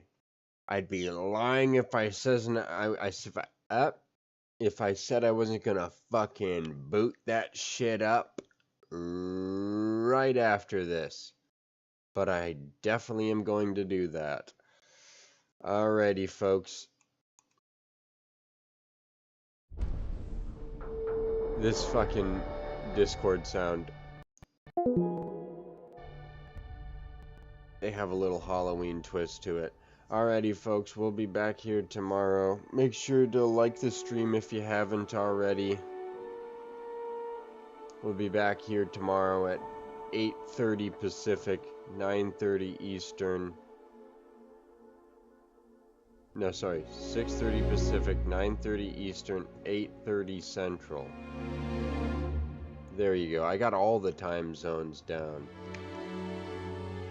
7:30 Mountain Time. If it, daylight savings has kicked in yet, which I don't think it has, but... Alrighty. Thanks for everyone who came in. Domi, if you were here more than 30 seconds, thank you for coming in. And make sure to check out the other Starfield episodes. Oh, you're here. Welcome, Domi.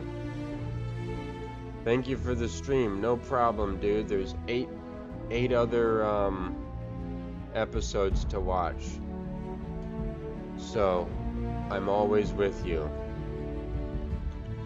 Farewell, Domi. Thanks for coming in. We'll see you tomorrow if you're on. And the cat says goodbye too.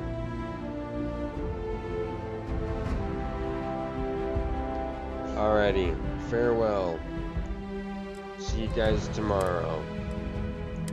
Bye-bye.